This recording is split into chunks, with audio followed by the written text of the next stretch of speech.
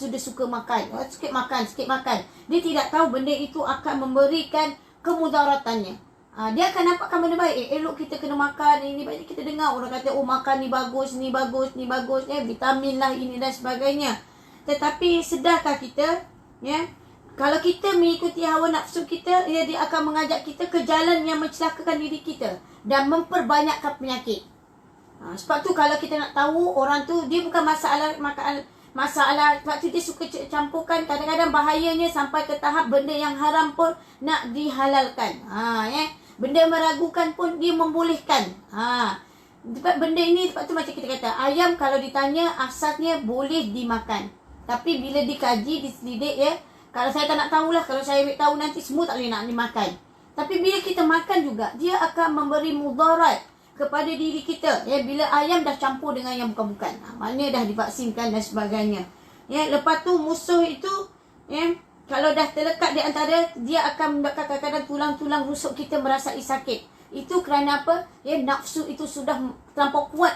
Keinginan nafsu kita tu terlampau kuat. Sehingga sebab itu bila orang nak kepada Allah Ta'ala, dia akan merasai lemah seluruh badannya. Memang dia akan rasa lemah. Dia akan rasa tidak mampu. Dia banyak macam dia diam. Sebab tu diam, dia baring. Dan hati dia banyak mengucapkan kalimah minta, ya Allah berilah aku petunjuk. Ya Allah beri aku kekuatan. Apa yang harus aku lakukan. Jadi bila nafsu ini menguasai diri, nafsu ni susah kita nak kenal. Sebab benda ini adalah permainan dalam diri kita. Nafsu adalah benda yang kamu sukai. Maknanya benda kita sukai, kita susah. Kalau kita cintakan seseorang, memang kita tidak akan nampak aib dia. Kalau kita suka kepada seseorang tu, kita tak akan nampak aib dia. Sebab kita akan menjadi orang yang rabun. Kita redha dengan perbuatannya, redha terhadap aibnya. Tapi kalau benci, kita dapat lihat setiap sedikit kebaikannya banyak, tapi sedikit keburukan tu, itulah yang kita akan wawarkan. Sebab itulah sebab nafsu ni bersama dengan berkaitan dengan cinta kita. Jadi kalau macam Allah Ta'ala, macam mana kita nak mengalahkan nafsu-nafsu ni? Mesti ada caranya. Cara untuk mengalahkan nafsu, jika Allah menjaganya dan menolongnya, Allah menjalankan nafsu itu dengan kurnia dengan rahmat Allah. Sebab tu orang tak faham kenapa kita minta, ya Allah berilah aku rahmat. Ya Allah kurniakan aku rahmat. Kadang-kadang kata semoga kamu dalam rahmat Allah. Kenapa saya selalu cakap dengan you all, semoga kalian semua dalam rahmat Allah dan keampunan Allah. Tujuan untuk kata begitu, sebab kita nak melawan segala kehendak hawa nafsu kita ini yang akan menjadi halangan yang kita tak nampak. Sebab kita memang terlampau macam cinta sangat. Macam orang bercinta lah. Kalau cerita keburukan apa pun dia tak akan nampak. Dia akan nampak yang baik je. Jadi pertama ialah Allah Ta'ala akan menyekat keinginan nafsunya, dikurangi dengan makanannya. Nafsu ini berkait dengan makanan. Punca penyakit berpunca daripada makanan. Jadi bukan kira soal makanan yang haram lagi. Sekarang ni makanan yang halal pun akan menyebabkan, dia akan menyebabkan kamu berkait dengan ibadah. Berkait dengan hubungan kita dengan Allah.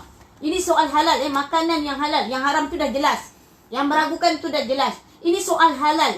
Jadi makanan yang halal, kita makan berlebihan, ia akan menyebabkan diri kita, tubuh badan kita, menggerakkan setiap anggota tubuh badan kita menjadi sesuatu menyusahkan diri kita untuk beribadah kepada Allah Ta'ala. Jadi orang yang kata suka pada makan, aku tak ada makan apa, aku makan benda halal, aku tak makan benda yang haram, aku tak makan benda meragukan. Allah Ta'ala kata makanlah. Jadi kita makan, aku pun bersedekah pada orang lain, aku beri juga pada orang lain, tapi dia tetap makan yang banyak. Jadi sebab tu nafsu, kalau kita masih terkait dengan nafsu makan ni, bahayanya nanti dia akan memudaratkan diri kita. Sebab tu Allah Ta'ala menterjemahkan, bila sampai masanya kamu akan sakit. Bila sakit itu datang berpunca daripada kamu melampaui dalam tubuh badan kamu. Maknanya makan melampaui. Masa kamu banyak dihabiskan dengan soal makan. Masa kamu dihabiskan dengan banyak mengunyahnya lidah kamu itu. Banyak lidahnya kamu tu banyak kita cerita dah, banyak kita bersoal, banyak kita cerita dalam Facebook, kita kongsi pada kawan-kawan soal makan. Jangan anggap benda ni kecil, sebab benda ni berkait hubungan kita dengan Allah. Jadi benda ni kita kena sedar. Sebab bila Allah Ta'ala, bila malam ni susah banget ni, Allah Ta'ala angkat kita nama beri yang baru. Yang baru ini adalah azam yang baru. Kita mengenal kelemahan nafsu kita. Kita mengenali kejahatan nafsu tu bersembunyi dalam diri kita sendiri. Ni tak ada sesiapa, ini diri kita sendiri. Dan yang kedua, dibebaninya dengan ibadah-ibadah yang berat. Maknanya kita bebankan diri kita dengan ibadah-ibadah yang berat. Mula kita tak ikhlas. Kita nak solat sunat tak ikhlas. Kita nak solat, kadang-kadang kita nak solat fardu pun tak ikhlas. Terus terang, kita tak boleh nak buat dengan ikhlas. Tapi kita minta dengan Allah, kita minta harap dengan Allah Ta'ala. Sebab itu bila macam semalam Ustaz kata kita kusyuk. Masuk kusyuk, permulaan kusyuk you all nak buat. Kusyuk yang permulaan sekali, berdiri je di depan sejadah. Ya Allah, ya Tuhanku, aku mohon keampunan, aku perlu kepada Allah. Pertama yang aku perlu kepada Allah, keperluan aku ialah aku nak rukuk dan sujud. Diri aku seolah seperti anak kecil yang perlu kepada Allah Ta'ala.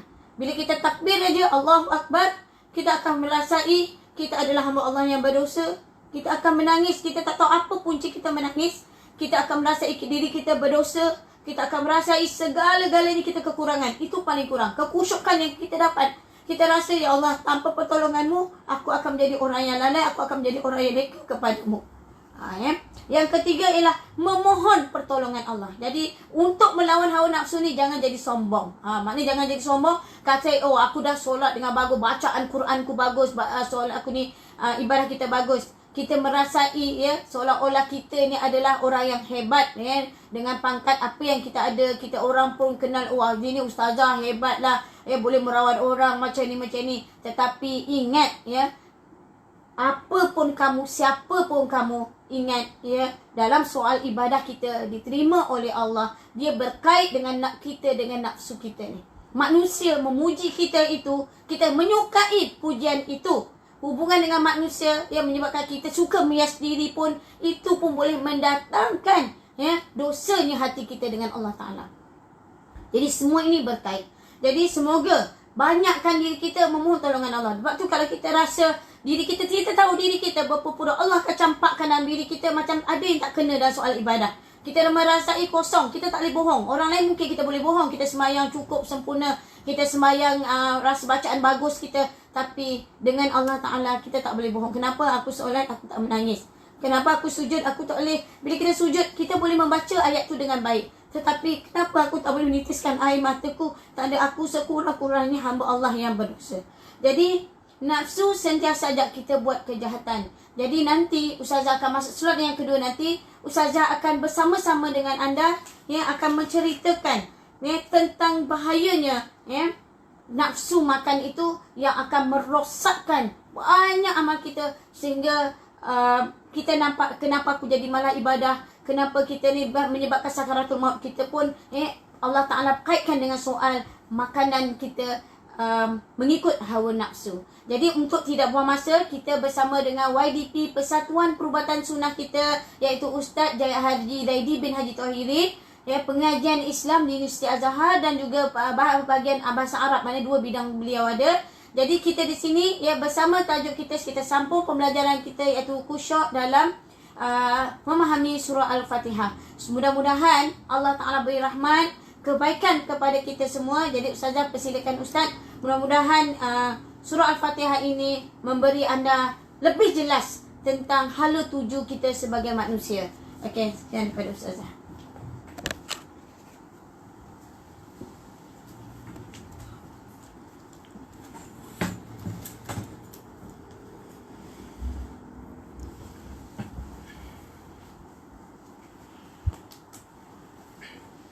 Bismillahirrahmanirrahim. Assalamualaikum warahmatullahi wabarakatuh. Alhamdulillahirabbil alamin, wassalatu wassalamu ala asyrafil anbiya'i wal mursalin wa ala alihi wa ashabihi ajma'in. Salawatullahi wa salamuhu ala hadzal nabiyil karim wa ala alihi wa ashabihi ajma'in. Syukur kehadrat Allah Subhanahu wa taala, pada malam yang berbahagia ini kita dapat meneruskan siri pembelajaran fardu ain kita. Dan sekarang kita berada dalam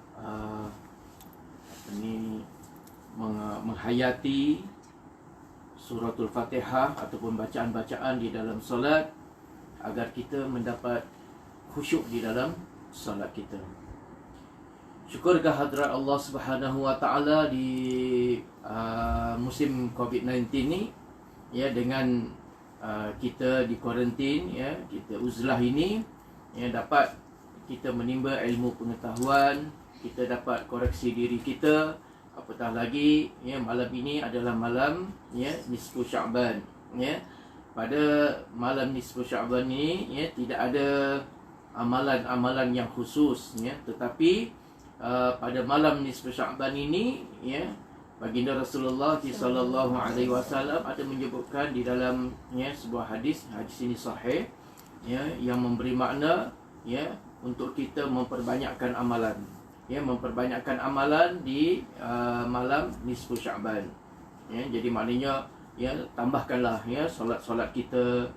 Siapa yang berpuasa tadi, barakallahu fik, ya, alhamdulillah kita puasa berbetulan pula dengan, ya, hari-hari putih, ya.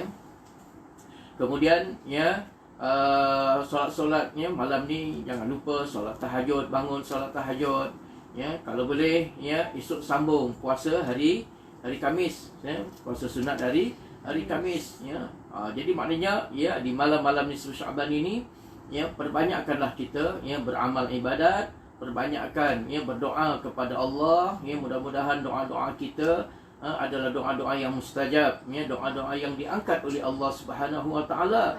Allahumma rfa'anna al-bala wal waba wal amrad wal asqam, ya. Mudah-mudahan Allah taala angkat, ya, bala dan juga wabak ini. Dan di malam-malam nisfu Sya'ban ini perbanyakkanlah, ya, beristighfar kepada Allah Subhanahu wa taala, ya, kerana Allah Subhanahu wa taala mengampuni, ya, dosa-dosa, ya, hamba-hambanya yang memohon keampunan kepada Allah Subhanahu wa taala di malam, ya, nisfu Sya'ban, ya, bagaikan, ya, sebanyak bulu-bulu kambing, ya. Walaupun dosa itu sebanyak bulu-bulu kambing, ya, walaupun banyak macam mana pun, ya, insya-Allah, ya, Allah taala, ya, akan ampuni dosa-dosa ini, ya, sekiranya kita sebagai hamba Allah beristighfar dengan bersungguh-sungguh, memohon keampunan, bermunajat kepada Allah Subhanahu wa taala.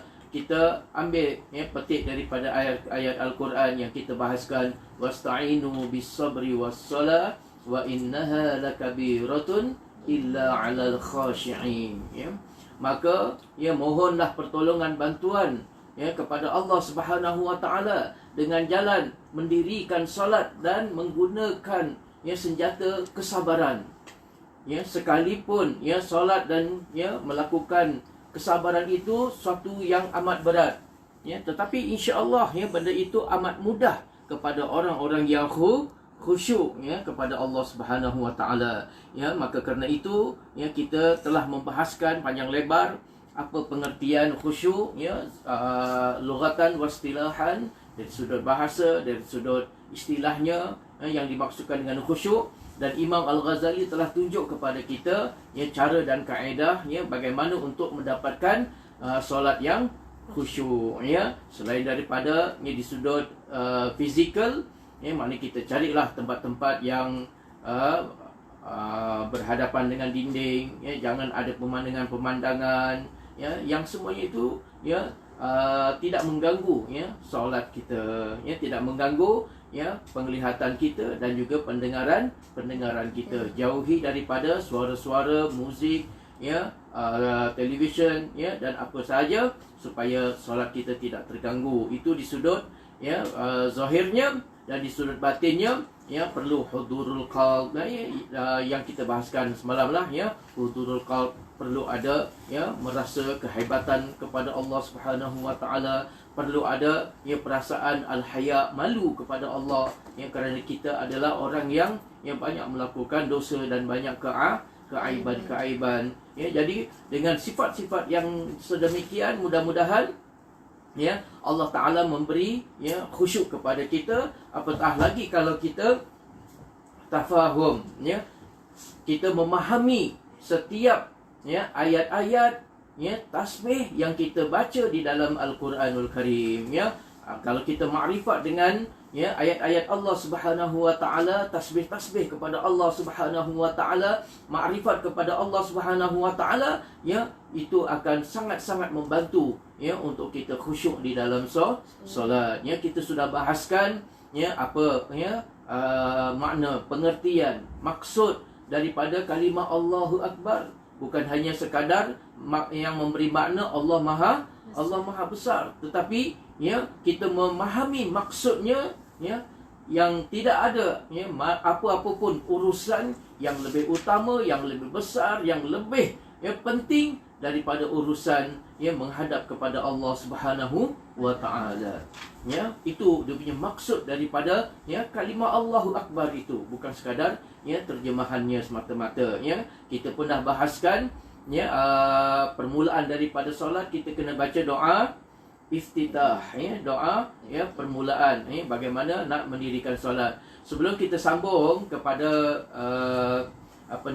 kepada bacaan-bacaan di dalam solat, ya, saya nak buat ulang kaji sebentar ya, sebab ada pertanyaan. Ada sahabat yang mahu diterangkan semula tentang rukun-rukun solat, ya. Ada yang bertanya kenapa setengah sebut 13, setengah sebut 17, ya. Baik, ya. Ini ya yang apabila tumakninah ini disebut sekali dengan ya sujud, ya, sekali dengan i'tidal, sekali dengan rukuk, ya. Jadi tumakninah itu disekalikan, ya. Ada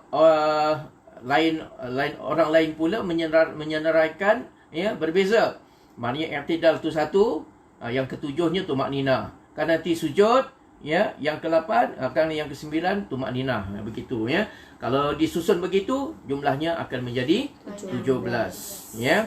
Tapi kalau disekalikan begini jumlahnya 13. Jadi di sana tidak ada perbezaan lah. Ya, hanya sekadar ya tumakninah itu diasingkan ataupun digabungkan, ya. Jadi kita ulang sekali lagi, ya. Ulang sekali lagi 13 rukun yang mesti dibuatnya, ya. Waktu solat, ya, kita mesti lakukan benda ni, ya. Okey, yang pertama berdiri betul. Ya, maknanya kita kena berdiri betul. Jangan kita ya sambil lewa berdiri sebelah kaki ke, ataupun ya kita duduk kita berdiri ya seperti orang berdiri kalah judi, ya. Jadi mesti berdiri berdiri betul. Yang kedua apa? Niat, ya. Niatkan solat kita tu solat apa? Zuhur ke, asar ke, maghrib ke, subuh ke, ya. Jadi tentukan niat dia. Kemudian yang ketiga apa dia? Takbiratul ihram. Ya, kita takbiratul ihram seraya kita menyebut apa? Allahu Akbar. Allahu Akbar, ya. Yang keempat apa dia? Membaca surah Al-Fatihah. Membaca suratul Fatihah, ya. Bacaannya mesti betul, tuan-tuan sekalian, ya. Jangan malu untuk belajar, ya. Tasmi' balik, perdengarkan bacaan ya Fatihah kita, ya. Betul makhrajnya ke tidak? Betul tajwidnya ke tidak, ya. Jangan pula waktu belajar kita tidur, ya. Jadi ya kita tak nampak ya makhraj ya yang disebut oleh guru tu, ya. Jadi Fatihah ni ya mesti ya diperbaharui, ya. Belajar balik, ya. Belajar ya sebutannya ya diulang-ulang sehingga ya sebutannya fasih, ya. Yang seterusnya rukuk dengan tumakninah. Baik, yang kelima ialah kita rukuk, ya. Kita tunduk tu, kita rukuk, macam gambar ni lah. Nah, ni rukuk, ya. Nampak tak ni? Ya, kita rukuk, ya, beserta dengan tumakninah, ya. Selepas kita baca subhana rabbiyal azim wa bihamdi, ya, 3 kali, kita diam sebentar, ya. Diam sebentar, ya. Mulut kita jangan bergerak, ya. Anggota badan kita pun jangan bergerak, ya. Sering ya lihat orang solat, ya, mulutnya sebut ya Allahu Akbar ataupun samiallahu liman hamidah, ya, tapi tangannya masih bergerak, tangannya masih bergoyang, ya, tidak didiamkan. Jadi dia kena diam, ya, lidah kita kena diam, anggota badan pun kena ya kena diam, ya. Barang seketika itu namanya tumakninah, ya. Kalau tidak, ya, batal solat. Orang yang sembahyang umpamanya ya dia rukuk, ya, Allahu Akbar, dia rukuk, kemudian sami Allahu liman hamidah, dia terus je Allahu Akbar sujud tanpa ada tumakninah, berhenti sekejap, maknanya sah ke batal solat dia? Batal. Kenapa batal solatnya? Sebab tak ada tumakninah. Tidak ada tumakninah. Baik, yang ketujuh, sujud 2 kali dengan tumakninah. Ya. Sekali dengan tumakninah, ya. Sujud beserta dengan tumakninah, kita membaca subhana rabbiyal azim. Subhana rabbiyal a'la wa bihamdi. Kemudian yang ke-8, Duduk antara dua sujud dengan tumak nina.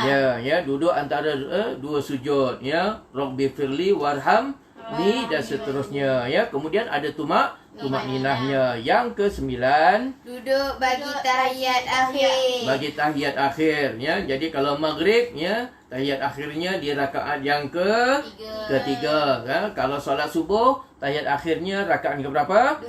Yang kedua. Yang seterusnya ke-10, Membaca tahiyat akhir. ya, yang ke-10 membaca tahiyat akhir. Akhir. At-tahiyatul mubarakatus salawatut thayyibatu lillah. Kita nanti akan tadaburkan, ya, bacaan-bacaan tu. Baik, yang ke-11, Membaca selawat. kita selawat. Dalam tahiyat itu mesti, ya, dibaca selawat. Kalau tak baca selawat, sah ke batal solatnya? Batal. Solatnya tidak sah kerana dia tidak membaca selawat. Yang ke-12, Memberi salam. memberi salam ke kanan, ya.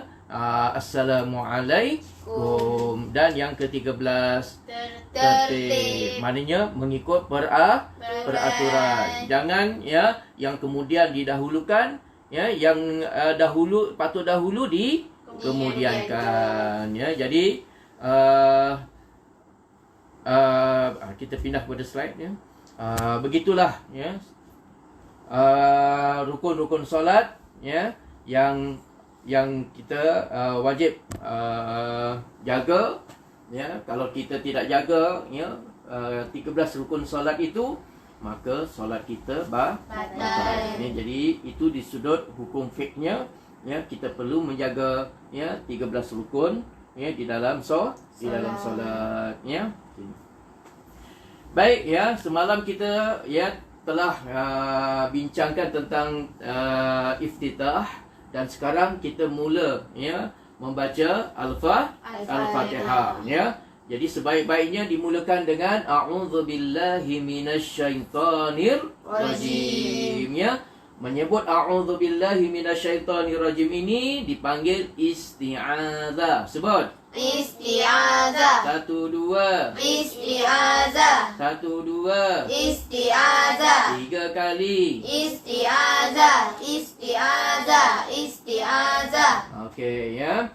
Jadi kalau orang sebut, ya, membaca isti'adzah, maknanya apa? Iaitu seorang mengucap a'udzubillahi minasyaitonir rajim, ya. Jadi a'udzubillah ni maksudnya apa? Catatkan makna dia, ya. Boleh nampak sini sekali. Ada nampak? Ya, a'udzu, ya, a'udzu maknanya apa? Aku memohon perlindungan.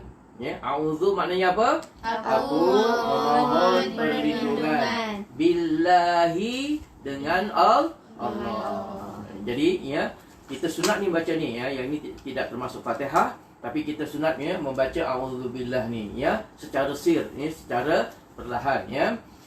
A'udzubillah, ni aku mohon perlindungan dengan Allah, ya. Minasyaiton, daripada syaitan, ya. Jadi setiap kita melakukan satu-satu perkara, kita mesti mohon perlindungan kepada Allah daripada syaitan, ya. Ar-rajim, yang direjam. Ya, kenapa syaitan itu direjam? Ya, sebab, ya, syaitan itu telah kufur kepada Allah. Ya, syaitan itu engkar kepada Allah, ya. Syaitan itu, ya, apabila diperintah, ya, sekali dengan, ya, ketua dia iblis, ya, iblis syaitan tu sekalilah, ya. Cuma iblis ni dia level dia lebih tinggi lagi, ya. Iblis ni level dia lebih tinggi. Apabila Allah Subhanahu Wa Taala perintahkan kepada, ya, iblis dan juga syaitan, ya, seluruhnya sujud kepada Adam, ya, iblis tidak iblis engkar, tak mau nak sujud, ya, kepada Adam, ya. Lalu, ya, iblis dan juga anak cucu-cucu dia, keturunan dia, ya, dikeluarkan daripada syurga, ya. Sebab tu iblis ini, ya, dilaknat oleh Allah Subhanahu Wa Taala, oleh malaikat, ya, dan, ya, seluruh penduduk langit sana. Sebab itulah syaitan itu disebut ar-rajim, yang kena rejam, dihambat keluar daripada syurga. Asalnya iblis itu duduk di mana? Duduk di syurga dah.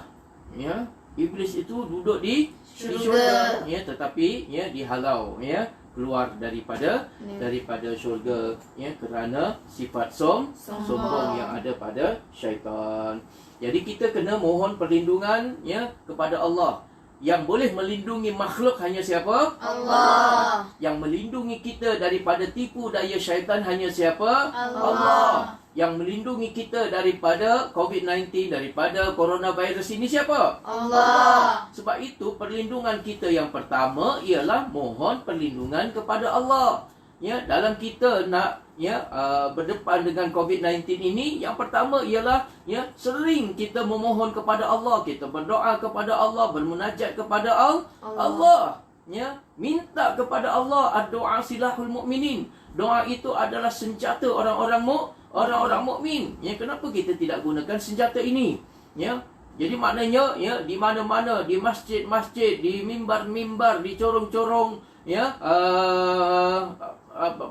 pembesar suara masjid ataupun di mana-mana sahaja ya dilaungkan ya kalimat-kalimat ya mengagungkan ya meninggikan ya nama-nama Allah Subhanahu wa taala ya disebutkan doa-doa mohon perlindungan berdoa kepada Allah ya itu sepatutnya yang dibuat. Dan fenomena ini suasana ini ya nampaknya kelihatan di negara-negara bukan Islam ya. Di negara-negara bukan Islam, ya, mereka ya meminta kepada orang-orang Islam supaya apa? Ya, supaya kumandangkan azan. Ya, ada sebuah negara, ya, dia izinkan kepada rakyatnya untuk kumandangkan azan buat kali pertama di negara tersebut. Ya, sebelum ini negara tu tak pernah ya dibenarkan untuk azan, tak boleh. Ya, dilarang azan. Tapi di musim COVID-19 ini, ya, pihak negara tu, pemimpin negara itu telah sponsor pula ya untuk buat masjid, ya, kemudian dipanggil orang Islam untuk azan, ya, dengan syarat ya orang Islam hendaklah mendoakan ya negara tersebut daripada COVID-19. Disuruh minta orang Islam berdoa kepada Allah Subhanahu wa taala supaya dihindari ya COVID-19. Jadi maknanya orang-orang barat mereka bukan Islam ya tetapi mereka mereka tahu ya bahawa yang boleh ya menolak wabak corona ini hanyalah yang maha berkuasa, yakni Allah Subhanahu wa taala. Ya, di Spanyol juga ya dah lama dah suara azan ya tidak dibenarkan untuk berkumandang ya, tapi sekarang ya suara-suara azan sudah dikumandangkan di Itali. Ya, tidak pernah ya di kota-kota Itali yang besar yang hebat itu ya secara terang-terangan ya dilaungkan azan, tetapi ya di musim COVID-19 ini ya dipanggilnya orang Islam ya untuk ya melaungkan seruan azan ya. Jadi di tempat kita sepatutnya ya lebih daripada itu ya pembesar suara ya teruskan ya dengan azan-azannya, dengan doa munajatnya, dengan bacaan Al-Quran yang tidak berhenti ya terus memohon kepada Allah. Itulah tanda kita memohon perlindungan kepada siapa? Kepada Allah ya. Apatah lagi ya daripada tipu daya syaitan ya. Bila kita nak solat ya syaitan akan meragu-ragukan kita, syaitan akan ya was-waskan kita. Ya, diganggunya dengan ya pendengaran kita, mulalah kita dengar yang bukan-bukan, diganggu dengan penglihatan, mulalah nampak yang bukan-bukan, diganggu di sudut fikiran, diingatkan kita dengan perkara yang bukan-bukan, benda yang lampau, benda yang tidak penting, soal makan, soal minum, soal temu janji dengan manusia, semua diingatkan ya sewaktu kita mendirikan solat ya. Sebab itu kita kena mohon ya perlindungan kepada Allah dengan kita sendiri. A'udzu tu maknanya ya aku ya, maknanya diri kita. Ya Allah, aku mohon perlindungan ya kepadamu ya Allah daripada syaitan yang direjam. Teruskan. Allah Subhanahu wa taala sebut di dalam Al-Quran ya, dalam suratul Baqarah Allah Taala menyebutkan sesungguhnya ya syaitan itu adalah musuh bagi kamu yang terang lagi nyata ya. musuh kamu yang terang, yang nyata, ya Allah Ta'ala sebutkan di dalam Al-Quran, iaitulah syaitan ini, ya. Jadi kejahatan syaitan ini hendaklah kita kenali, ya. Kita tidak boleh melihat syaitan, tetapi syaitan boleh nampak kita tak? Syaitan boleh lihat kita? Boleh, ya. Jadi, ya, sebab itulah kita kena berhati-hati, ya, dengan tipu daya syaitan, ya. Ini bukan benda main-main. Sebab itu kita hendaklah, ya, memohon bersungguh-sungguh kepada Allah. Dikala kita mahu mendirikan salat, mintalah perlindungan kepada Allah dengan sungguh-sungguh daripada syaitan yang direjam. Teruskan. Allah Subhanahu Wa Taala berfirman, ni Allah Taala nak cerita, ya. Saya kupas tentang syaitan ini supaya kita kenal syaitan, tuan-tuan, ya.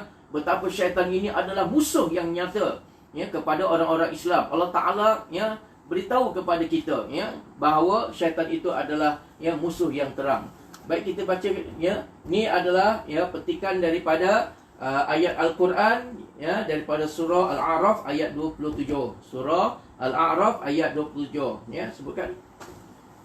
Wahai anak, Allah SWT berfirman dengan maksudnya, wahai anak Adam, janganlah sekali-kali kamu dapat ditipu oleh syaitan sebagaimana dia telah mengeluarkan kedua ibu bapamu dari syurga. Dia menanggalkan dari keduanya pakaian mereka untuk memperlihatkan kepada keduanya aurat mereka. Sesungguhnya dia dan pengikut-pengikutnya melihat kamu dari suatu tempat yang kamu tidak mampu pula melihat mereka. Sesungguhnya kami telah menjadikan syaitan-syaitan itu pemimpin-pemimpin bagi orang-orang yang tidak beriman. Baik, ya. Ni Allah Ta'ala cerita dalam Al-Quran. Ya, Allah Ta'ala cerita dalam Al-Quran, beritahu kepada anak Adam seluruhnya, ya.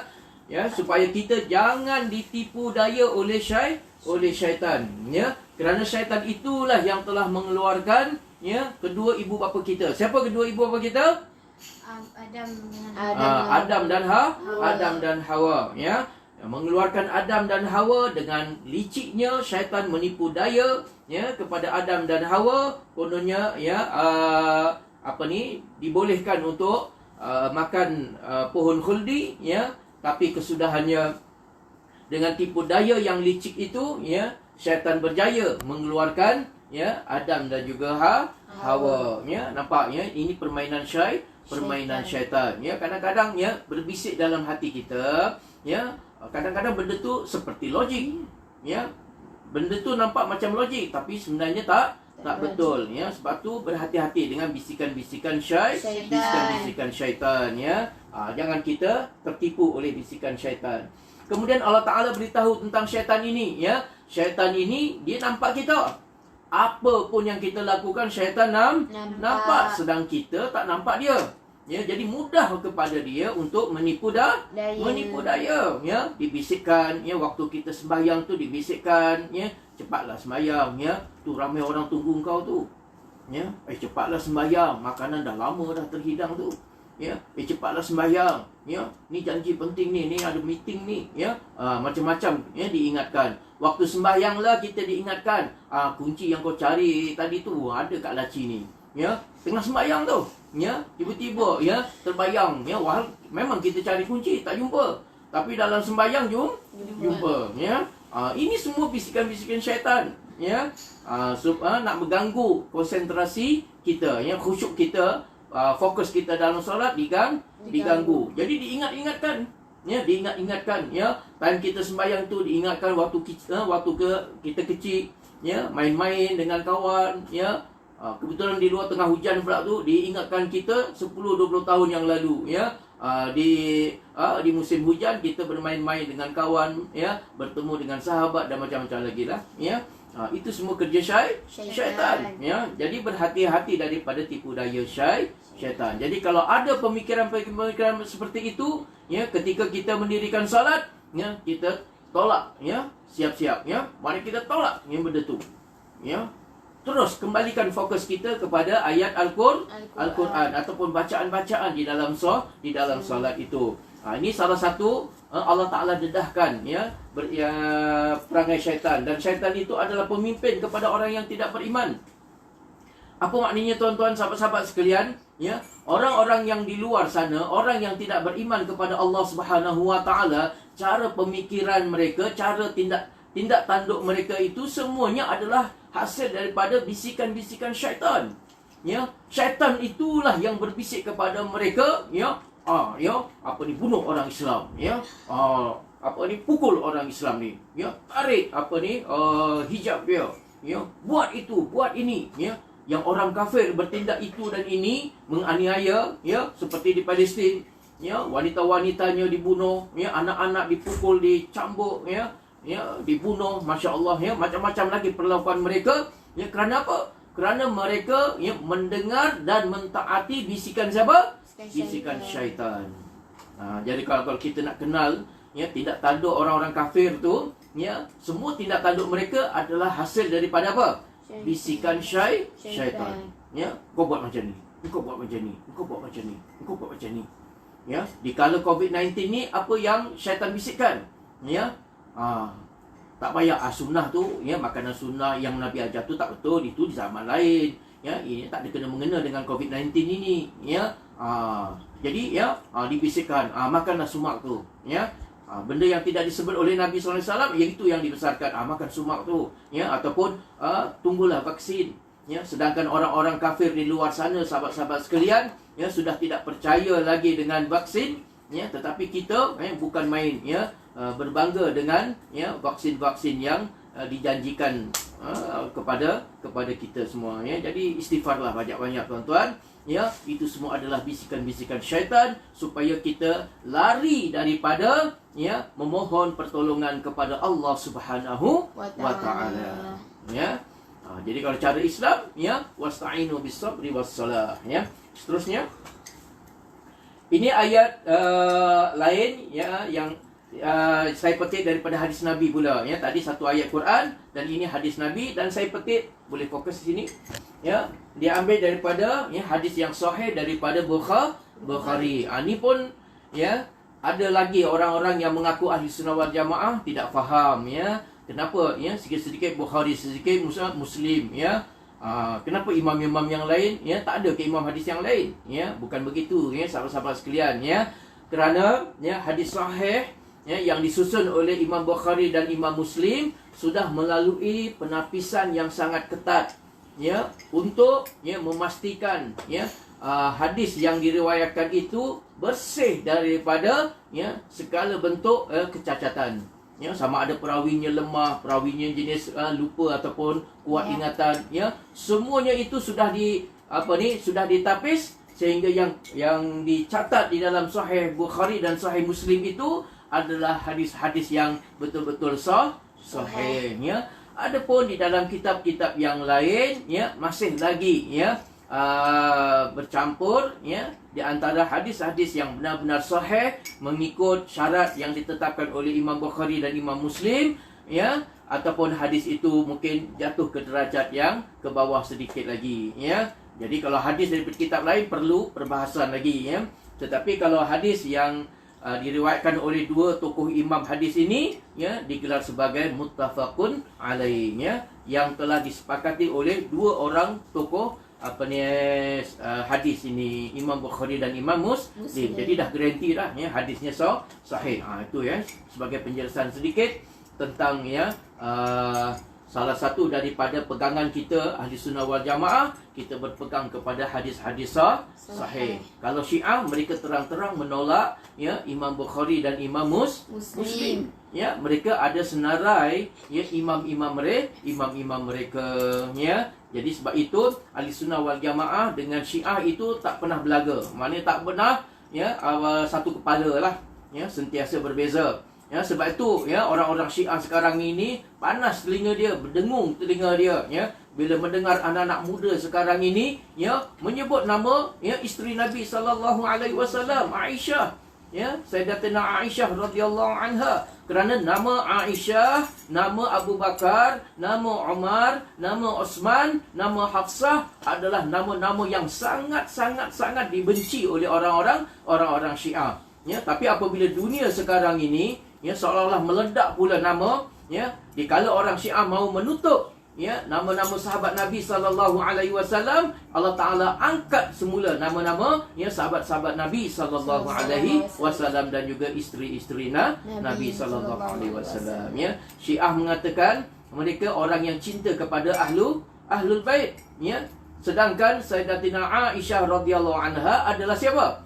Isteri Nabi sallallahu alaihi wasallam yang dijodohkan ya oleh Allah Subhanahu wa taala melalui malaikat Jibril alaihi salam. Malaikat Jibril alaihi salam membawa satu lembaran kain yang terlukis ya wajah Sayyidatina Aisyah radhiyallahu anha. Ya, seraya mengatakan kepada Nabi sallallahu alaihi wasallam, inilah jodohmu dunia dan juga akhirat. Jadi ya Nabi pun berseloroh tengok ya. Muka dalam gambar tu dengan Sayyidatina Aisyah sama. Gitu ya. Jadi maknanya ya dikala orang-orang Syiah ini ya memasukkan jarum-jarum dia sahabat ya, dia nak kelirukan, dia nak ragukan kepada umat Islam ya. Sebaliknya ya, kita generasi muda marilah kita ya mengenali ya generasi sahabat Nabi sallallahu alaihi wasallam, ahlul bait Nabi sallallahu alaihi wasallam. Kepada kita ya, kita mencintai semua ya, kita mencintai keempat-empat khalifah, kita mencintai kepada semua isteri-isteri Nabi tanpa perbezaan ya. Tidak seperti orang-orang Syiah mendakwa cinta dan kasih kepada ahli bait ya, tetapi ya mereka mengkafirkan sahabat-sahabat Nabi sallallahu alaihi wasallam dan ya isteri-isteri Nabi sallallahu alaihi wasallam ya. Okey, bacakan hadis ini.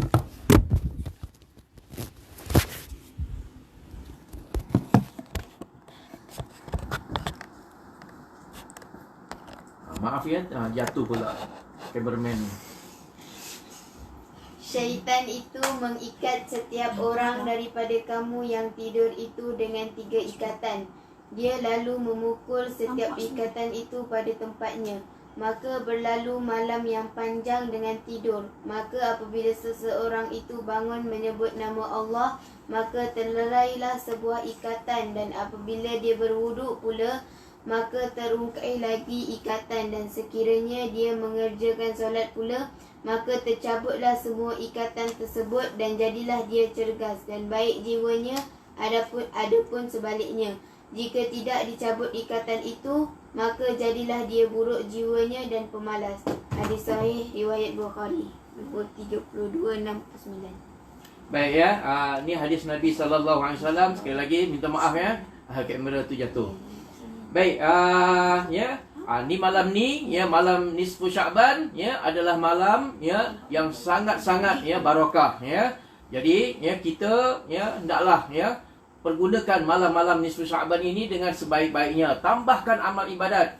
Tidak ada amalan yang khusus ya. Kalau anda boleh baca Quran, bacalah Quran. Kalau anda boleh berzikir, berzikirlah ya. Kalau anda ya rajin untuk mendirikan solat ya, solatlah malam ini ya. Tak pernah buat solat tasbih, malam ni lah kita buat solat tasbih ya. Berdoa ya, beristighfar ya, kerana istighfar di malam nisfu Sya'ban ini Allah Ta'ala akan ampunkan sekalipun dosa-dosanya sebanyak apa?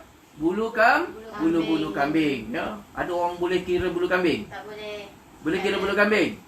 Tak boleh. Menunjukkan itu banyak dosa-dosa kita, kesalahan kita, keaiban kita ya. Tetapi ya, walau sebanyak mana pun, kalau kita memohon keampunan kepada Allah, apatah lagi di malam nisfu Sya'ban ini, mudah-mudahan Allah Ta'ala ampunkan ya. Mudah-mudahan Allah Ta'ala ampunkan dosa-dosa kita semua. Amin. Mudah-mudahan Allah Ta'ala ampunkan orang-orang yang sama-sama belajar ya ilmu fardu ain ini. Amin. Mudah-mudahan Allah Ta'ala ampunkan dosa-dosa orang yang ya duduk ya di dalam COVID-19 ini, yang uzlah, taat kepadamu dan melaksanakan segala yang diperintah oleh Allah dan meninggalkan segala yang dilarang oleh Allah. Amin. Mudah-mudahan orang-orang yang beramal dengan sunnah Nabi sallallahu alaihi wasallam, yang berubat mengikut perubatan Nabi sallallahu alaihi wasallam, apa jua kesalahan-kesalahannya diampunkan dosanya oleh Allah Subhanahu wa taala. Allahumma rfa'anna al-bala wal waba wal amrad wal asqam. Amin ya rabbal alamin. Jadi Orang yang nak bangun malam, tengok ya syaitan macam mana. Ya. Kalau kita bangun malam, ya, kita bangun daripada tidur dan kita sebut nama Allah, maka akan ya terungkai satu ikatan. Ya. Kemudian ya bila kita berwuduk, nampak wuduk tu ya, penting tak penting ya. Setelah kita terbangun, kita berwuduk, akan terungkai lagi ya satu ikatan. Ya, syaitan belit kita ni.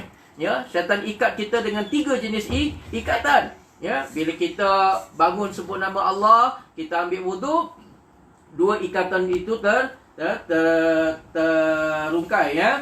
Dan kemudian ya, apabila dia terus ya bangun mengerjakan solat, ya, solatlah ya. Berapa banyak solat sekalipun, ya. Tak boleh 2 rakaat, kita solat 4 rakaat. Ya. Kalau kita terasa letih sangat, tak mampu sangat, mengantuk sangat 4 rakaat, silalah buat 8 rakaat. Ya.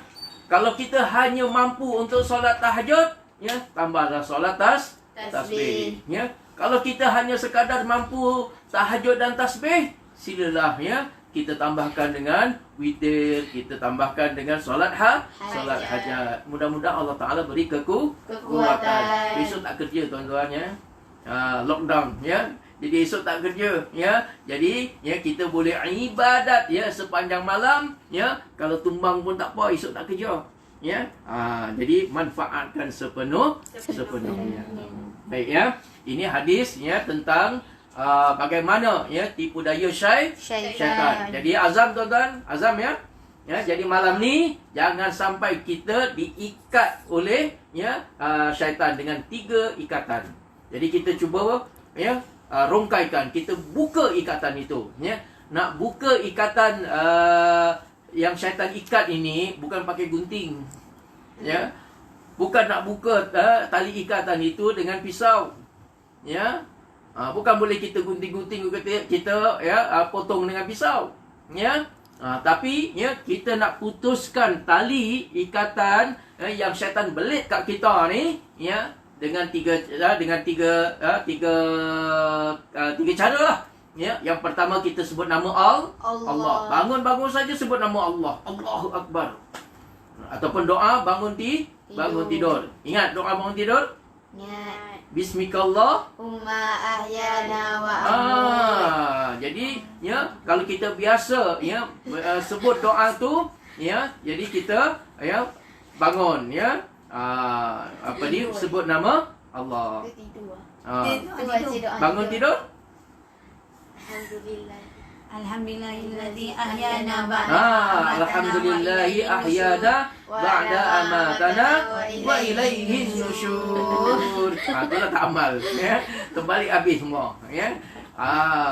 Jadi ya amalkan ya. Jadi bangun tidur sebut nama Allah. Yang kedua apa?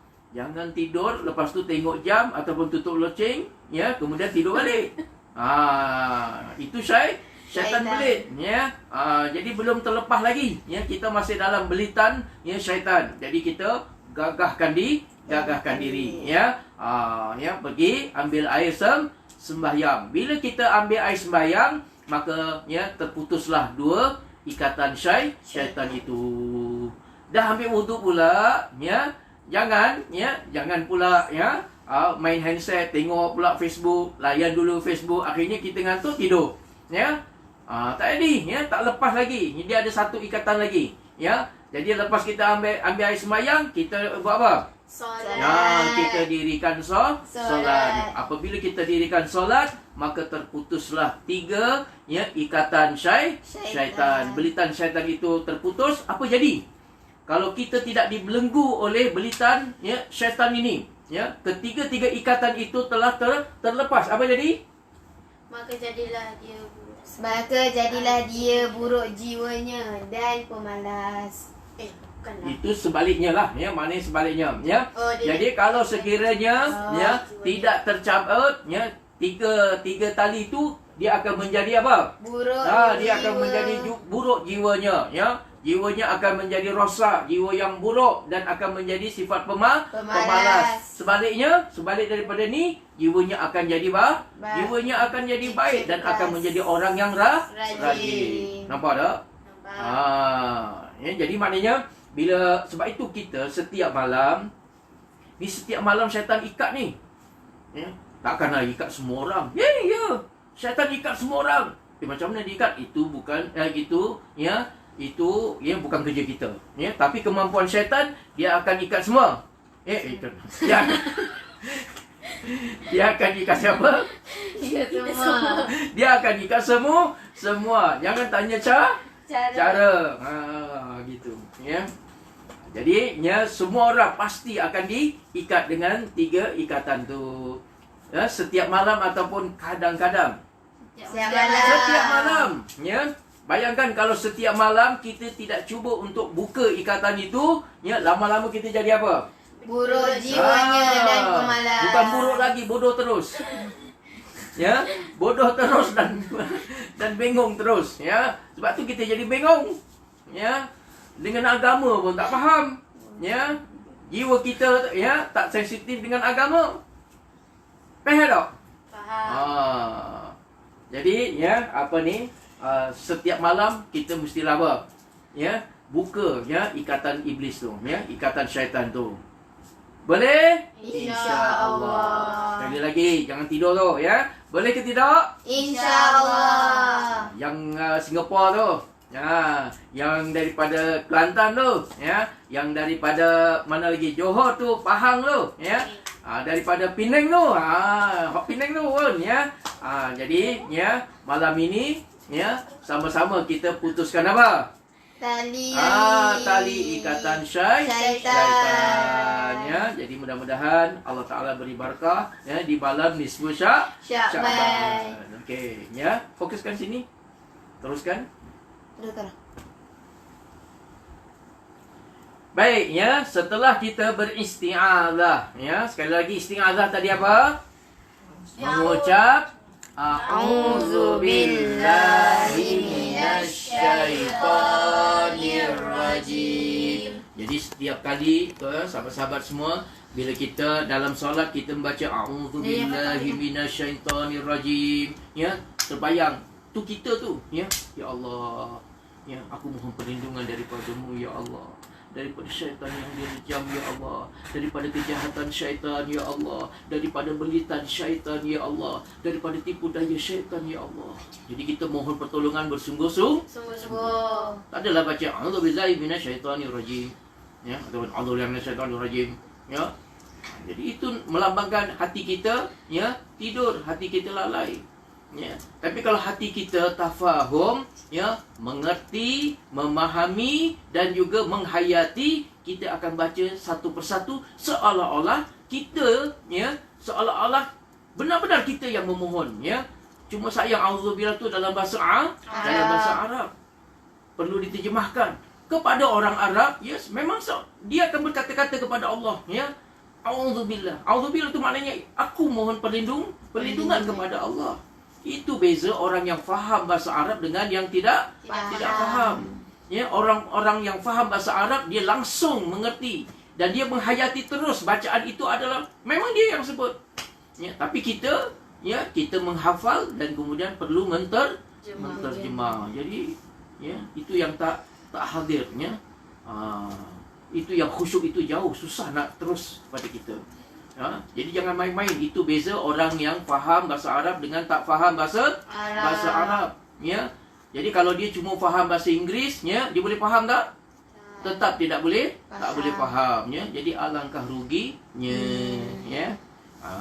Tak apalah yang boleh bahasa Inggeris tu, tetapi usahakan untuk belajar bahasa Arab. Saya waktu Form 5 tu, setiap ada subjek bahasa Inggeris, mesti ada Mrs. Lee, where's Zaidi? Dia mesti panggil saya, sebab dia tahu, dalam kelas 5 sains 1 tu yang paling bodoh bahasa Inggeris saya, dia mesti cari, mana Zaidi?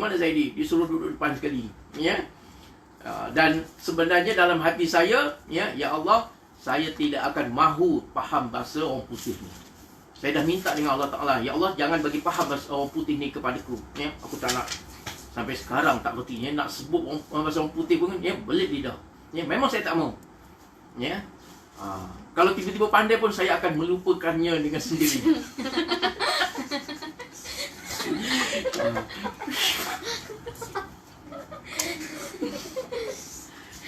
Saya ada tasjil. Tasjil tu maknanya mohon untuk buat master sahabat-sahabat ya. Sekali ya disyaratkan ya master tu mesti ditulis ya di dalam ya tesis tu ditulis dalam bahasa Inggeris ya, on the spot ya. Duit saya 1,000 hilang ya, saya terus tinggalkan ya. Assalamualaikum, tinggalkan terus ya. Itulah saya dengan bahasa orang putih ni. Saya tak mau ya. Saya tak mau ya bahasa asing ni merosakkan ya minda dan otak saya. Ya, saya nak bahasa Arab sahaja kerana ya saya cinta kepada bahasa Arab.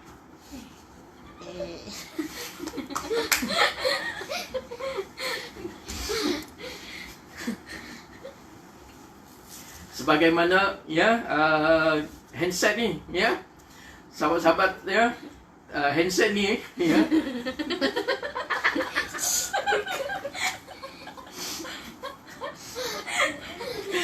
Semua yang set semua ni semua anak-anak saya ya. Sebab apa? Ya, saya pernah bermohon kepada Allah ya, saya tak mau ilmu ya, handset ilmu ni masuk dalam kepala saya. Ajarlah macam mana pun saya tak faham. Saya tak tahu ya. Ya, isteri saya ni ustazah lagi pandai buat handset ni. Anak-anak saya lagi pandai ya. Kadang nak set itu set ini pun saya tanya anak-anak ya. Memang saya tak tahu dan saya tak mau tahu pun. Ya, saya tak mau tahu pun ya. Saya tak mau ya otak saya ni ya dikotori dengan benda lain, tak nak. Ya, cukuplah ya nak memahami Quran tu pun susah dah. Ya, nak faham hadis tu pun susah dah. Ya, ini nak bagi faham yang lain. Oh ya, tak ada masa. Ibu Nur ya, tak ada masa ya. Sorry ya. Jadi saya sudah mula ya melupakan ya bahasa orang putih ni ya. Tapi apakan daya, COVID-19 kena sebut juga.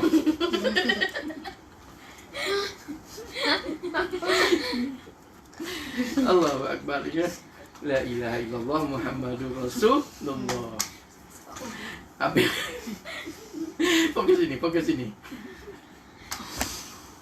Baik, kita sambung ya. Jadi malam ni Syaban ya, kita santai ya.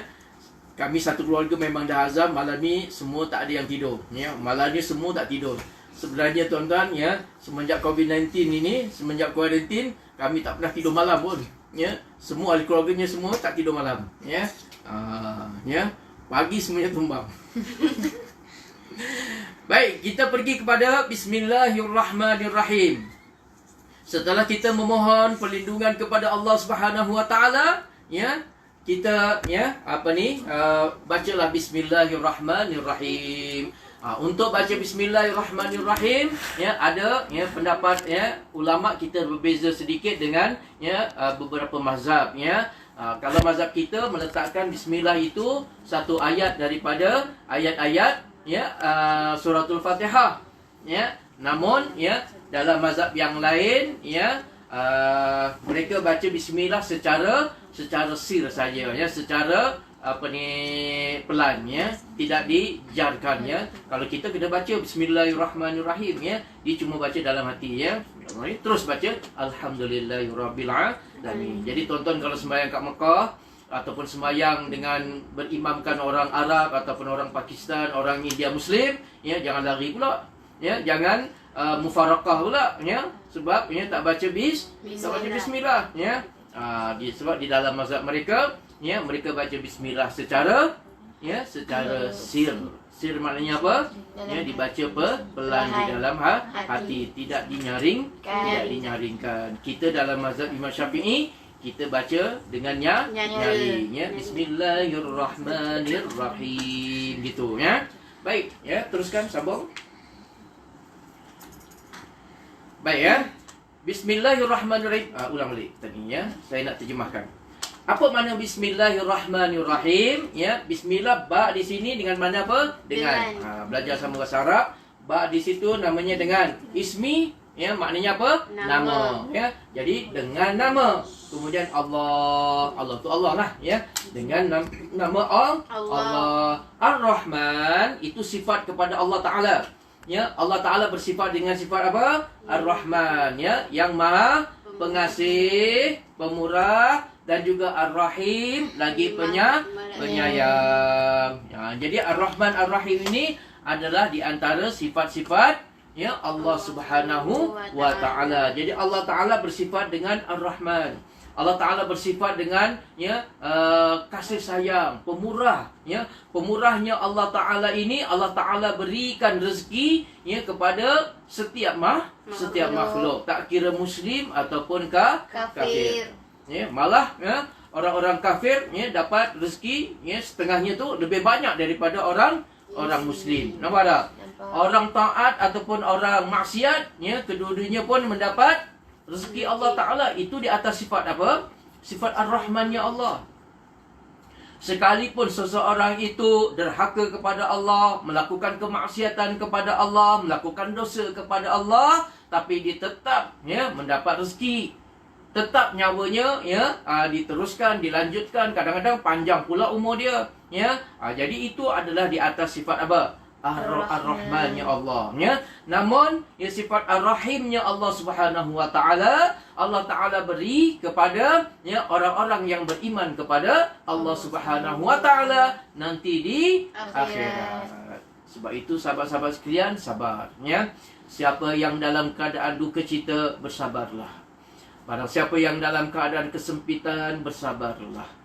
Sesiapa yang berada dalam keadaan kesusahan, kepayahan, gundah gulana, jiwa yang meronta, jiwa yang sempit dan apa sahaja perasaan yang anda sedang lalui ini, bersabarlah sahabat-sahabat sekalian, kerana Allah Taala menjanjikan yang lebih baik nanti di akhirat. Miskinnya kamu, kekurangan hartanya kamu sewaktu di dunia, Allah Ta'ala akan luaskan rezekinya nanti di akhirat. Kesusahan, kepayahan, kesempitan hidup yang kamu rasai di atas muka bumi ini, itu cukup untuk sekali ini saja kamu rasai, kerana Allah Ta'ala berikan tempat yang luas, seluas syurga Allah Subhanahu wa Ta'ala. Anda dalam keadaan kelaparan, anda dalam keadaan kedahagaan, bersabarlah sahabat-sahabat sekalian, kerana sesungguhnya Allah Ta'ala memberikan makanan yang tidak pernah habis, air yang tidak pernah memberikan dahaga lagi sewaktu di akhirat nanti. Bersabarlah bersahabat-sahabat semua, yakinlah kepada Allah, yakinlah kepada hari akhirat yang Allah Subhanahu wa Ta'ala sediakan kepada orang-orang yang beriman kepada Allah Subhanahu wa Ta'ala.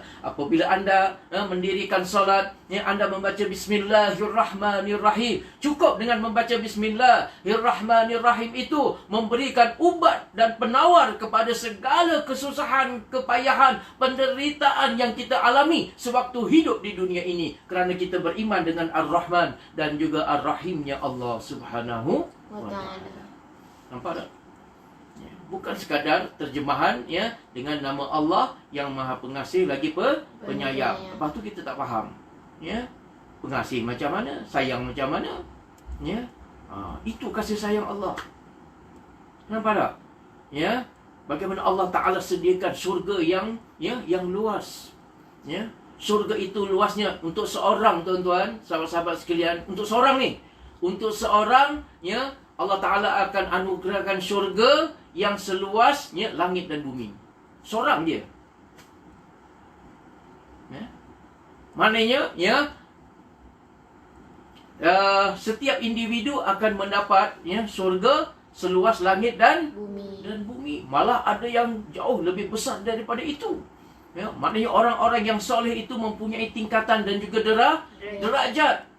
Semakin dia soleh, semakin dia orang yang bertakwa kepada Allah Subhanahu wa Ta'ala, derajatnya semakin tinggi dan Allah Ta'ala kurniakan keluasan yang tidak ada kesudahannya. Yang umpama lautan yang tidak bertebing. Itu keluasan surga Allah Subhanahu wa Ta'ala. Jadi sahabat-sahabat sekalian, bersabarlah dengan sedikit kesusahan semasa di dunia. Allah Ta'ala akan gantikan ganjaran yang tidak ada tolak bandingannya di akhirat nanti. Subhanallah. Jadi cukup bismillah ini menjadi penawar kepada kita.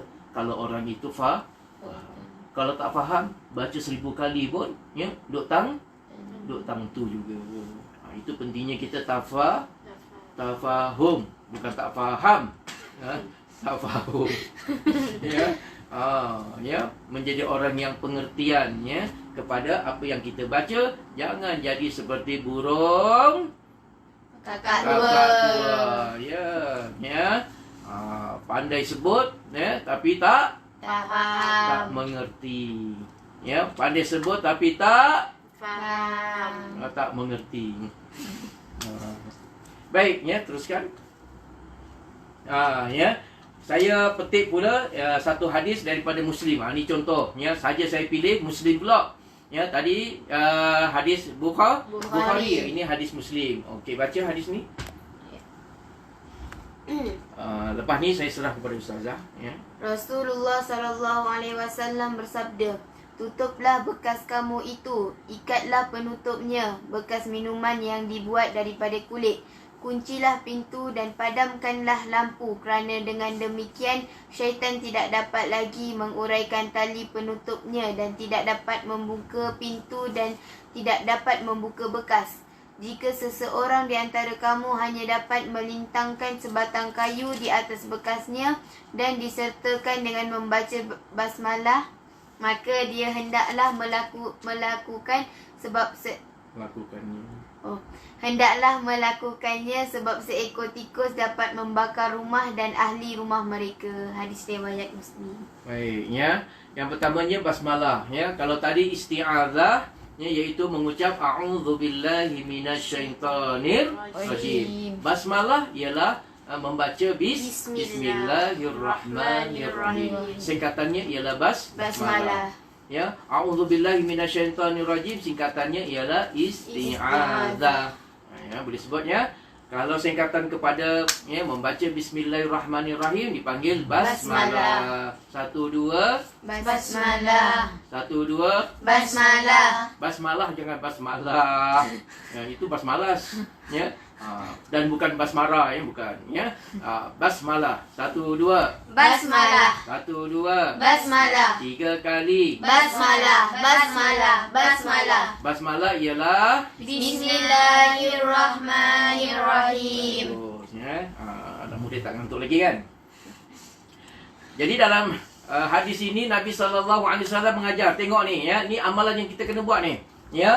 Tutuplah bekas kamu, yang mana bekas-bekas makanan. Jadi tuan-tuan, selepas COVID-19 ni, Allah Ta'ala nak ajar kepada kita, Nabi nak ajar kepada kita, jangan kita makan makanan yang Terdedah.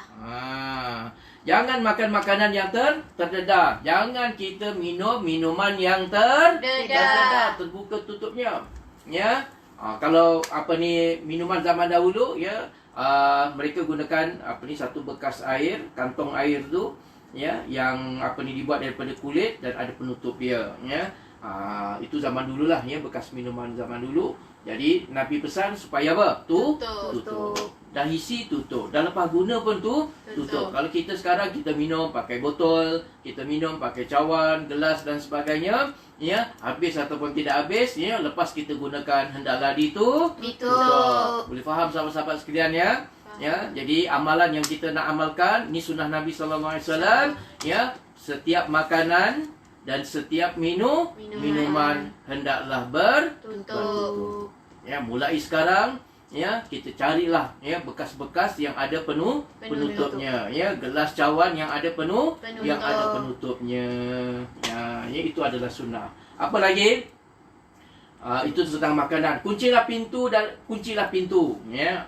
Lazimkan untuk tutup rumah kita, pintu rumah kita, dan kita kunci. Nampak benda tu macam benda ringan, benda kalau orang hidup kata sepele, benda tu benda macam benda ringan, tetapi Islam sangat mengambil berat.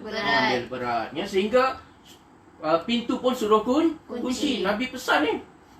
Nabi pesan. Jadi jangan kita remehkan.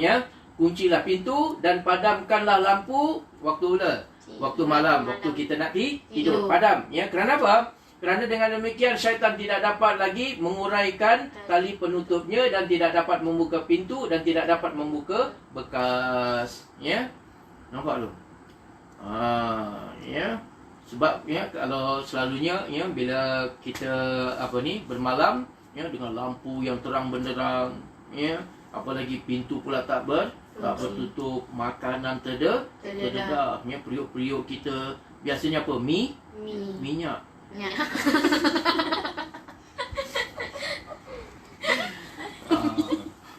minyak goreng tu, ya. Hak ni biasa sekali ni, ya. Ni ustaz selalu cek anak-anak ni, ya. Ya, minyak goreng tu bekas goreng, kadang kita goreng Ikan. ya. Jadi minyak bekas goreng tu selalunya orang apa? Tak tu? Tak tutup. tutup. Tinggalkan begitu. Dah lah bau Ikan. ya.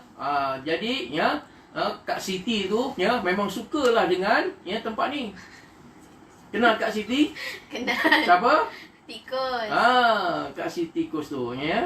Jadi ya dengan bau ikan apa semua, dia masuk dalam tu, dia berenang dulu dalam tu, ya, esoknya kita goreng ayam.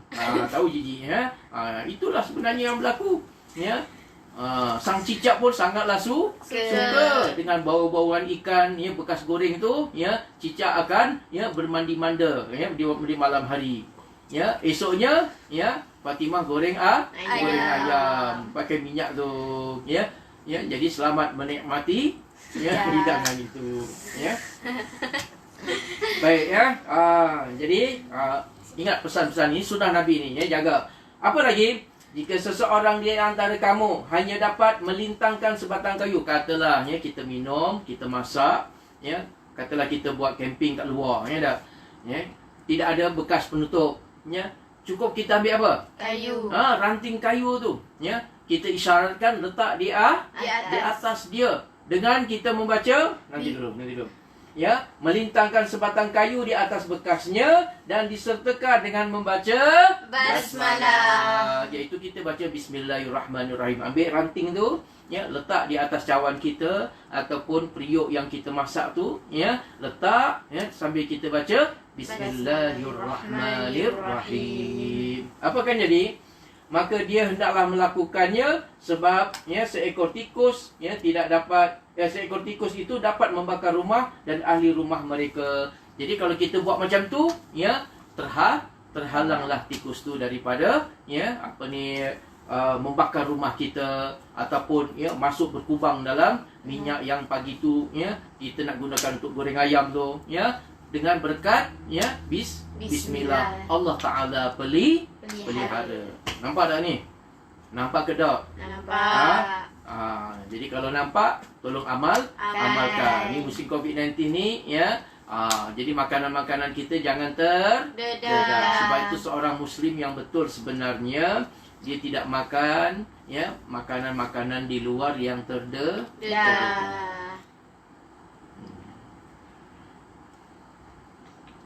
Jadi ya kita ni selalu kan akuilah ya kita selalu kan ya makan di kedai-kedai, ya, di tempat-tempat makan makanan yang ya sudah siap, betul? Makanan dengan macam-macam jenis makanan itu terdedah, tuan-tuan. Kalau dia letaknya jam 10 ya selagi tidak habis ya terdedahlah macam tu. Bayangkan dia letak daripada jam 10 pagi tu di kedai tu sampai kepada pukul ya 3 petang, 5 petang, kadang-kadang sampai malam lagi, ya. Ya, dah berapa ekor dah ya berkubang dalam tu, tuan-tuan. Ya, cuma kita tak nampak saja, ya. Kita tak nampak syaitan, tak nampak jin. Ya, kalau kita nampak makanan itu sudah dikencingkan dan sudah diludahkan oleh ya syaitan-syaitan ini, ya. Sangatlah kotor. Ya, sebab itu ya kenapa kita tidak khusyuk di dalam solat? Ya, kerana ya jantung hati kita yang terhijab.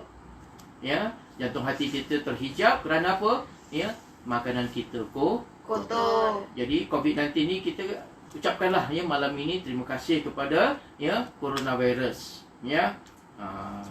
Ucapkan terima kasih. Sahabat-sahabat, ucapkan terima kasih. Terima kasih coronavirus ya kerana ajar kami duduk rumah. Terima kasih ya COVID-19 ni ya sebab ya kerana ada COVID-19 ni kami duduk kat rumah, kami dah tak makan kat kedai-kedai yang terdedah. Ya, patutlah nampak syaitan lari ya jerit-jerit ya. Sebab apa? Ya, syaitan sudah tidak ya dapat ya meludah, memberakkan, mengencingkan ya makanan-makanan yang terdedah. Jadi makanan kita pun makin bersih. Sebagaimana udara sekarang ini, sahabat-sahabat sekalian, dilihat daripada atas, ya, udara dunia sekarang ini ya semakin bersih, ya. Lapisan ozonnya semakin bersih, ya. Nitrogennya semakin berkurangan. Kerana apa? ya, tidak ada asap kereta ataupun asap kenderaan. Semuanya berhenti berkat apa? COVID-19. Corona, berkat coronavirus. Jadi sekali lagi kita ucapkan syukran ya corona. 1 2. Syukran ya Corona. 1 2. Syukran ya Corona. Ni hikmah. Jangan duk marah kat dia, ya. Dia adalah tentera Allah, ya. Tengok, ya, dia tengah hancurkan apa? Ya, dia tengah hancurkan kerajaan Cina yang sombong itu. Dia tengah hancurkan Amerika yang menjadi proksi kepada dunia ini, ya. Dia sedang menghancurkan kesombongan, keegoan Israel, ya. Kita nak balas orang-orang Yahudi, orang Israel yang bunuh tiap-tiap hari, ya, umat Islam, ya, di Palestin itu. Kita tak mampu. Kita tidak ada daya. Ya, sebagai umat Islam berdoa kepada Allah, ya Allah hancurkanlah Yahudi wal Nasara. Ya Allah hancurkanlah Yahud wal Nasara. Sekarang inilah masanya Allah Ta'ala yang kirimkan, ya, sahabat kita coronavirus ni, ya, menyerang kepada negara-negara yang sombong dan angkuh, yang membunuh dengan kejam, ya, umat Islam, ya. Jadi kita nak halang apa, ya? Kita beri laluan kepadanya dan kita tetap kekal duduk di rumah beribadat kepada Allah dan kita uzlah. Jadi saya serahkan kepada Ustazah Siti Afifah, ya, untuk meneruskannya.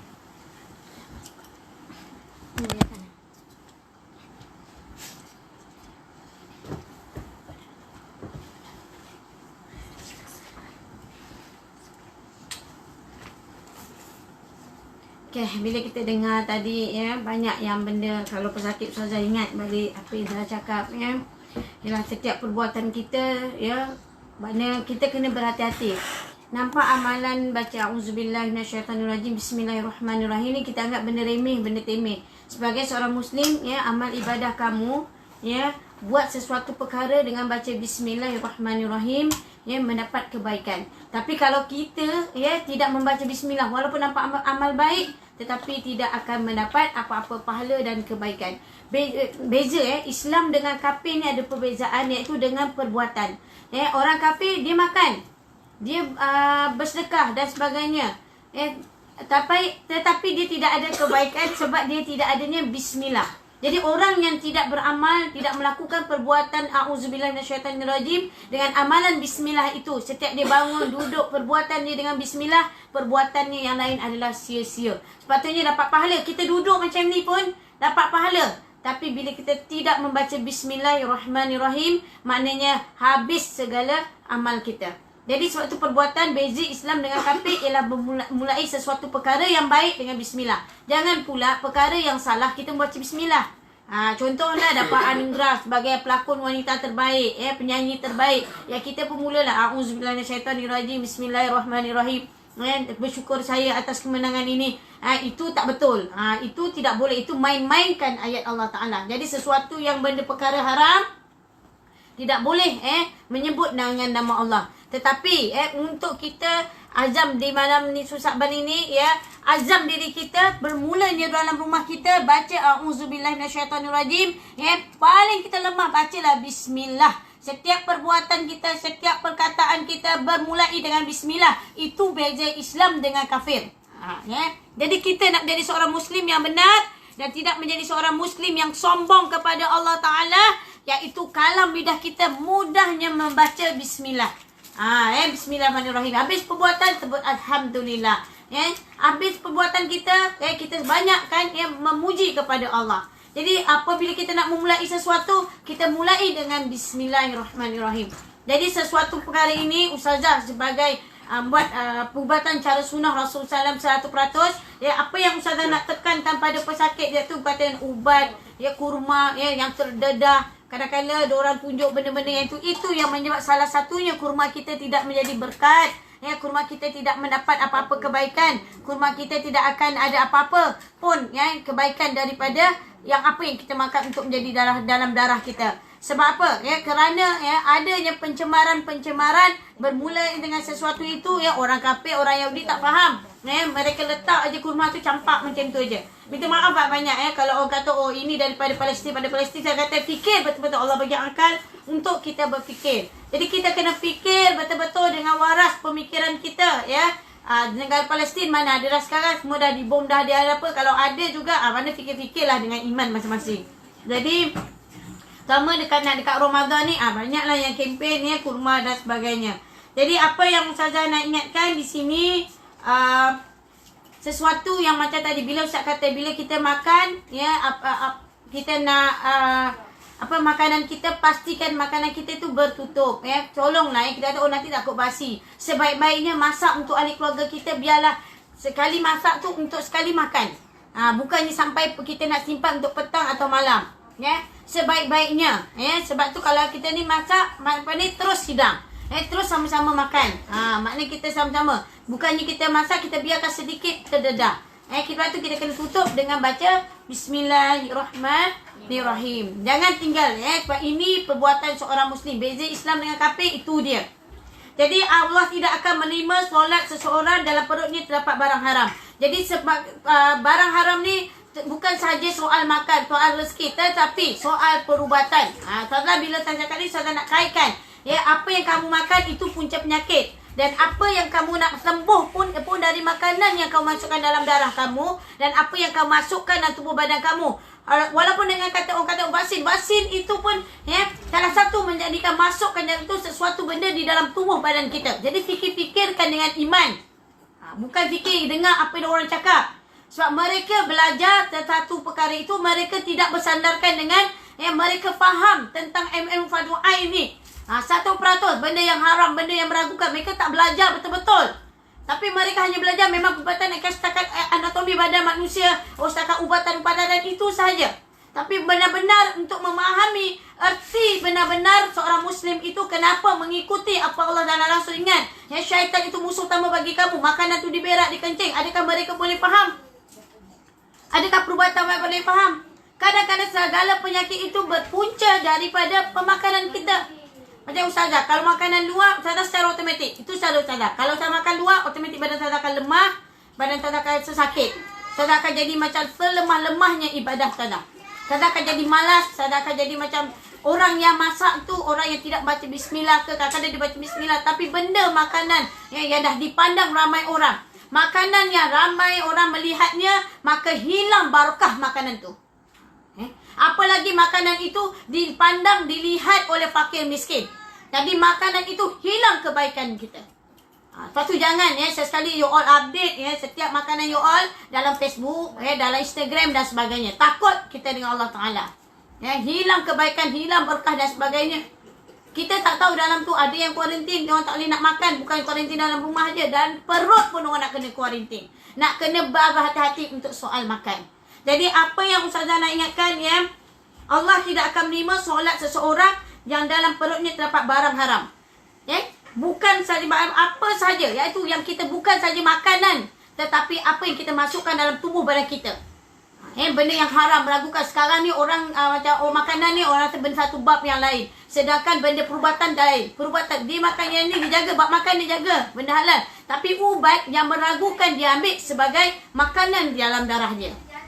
Konon-konon ini makanan ni untuk merakam darah tinggi, kecil manis dan sebagainya. Sedangkan benda itu tidak jelas, meragukan. Jadi orang Islam kena tinggal. Kita ada cara kita. Cara kita 100% mengikuti apa yang diajar oleh Allah dan juga Rasulullah sallallahu alaihi wasallam. Sedangkan makanan halal secara berlebihan yang merupakan penyakit.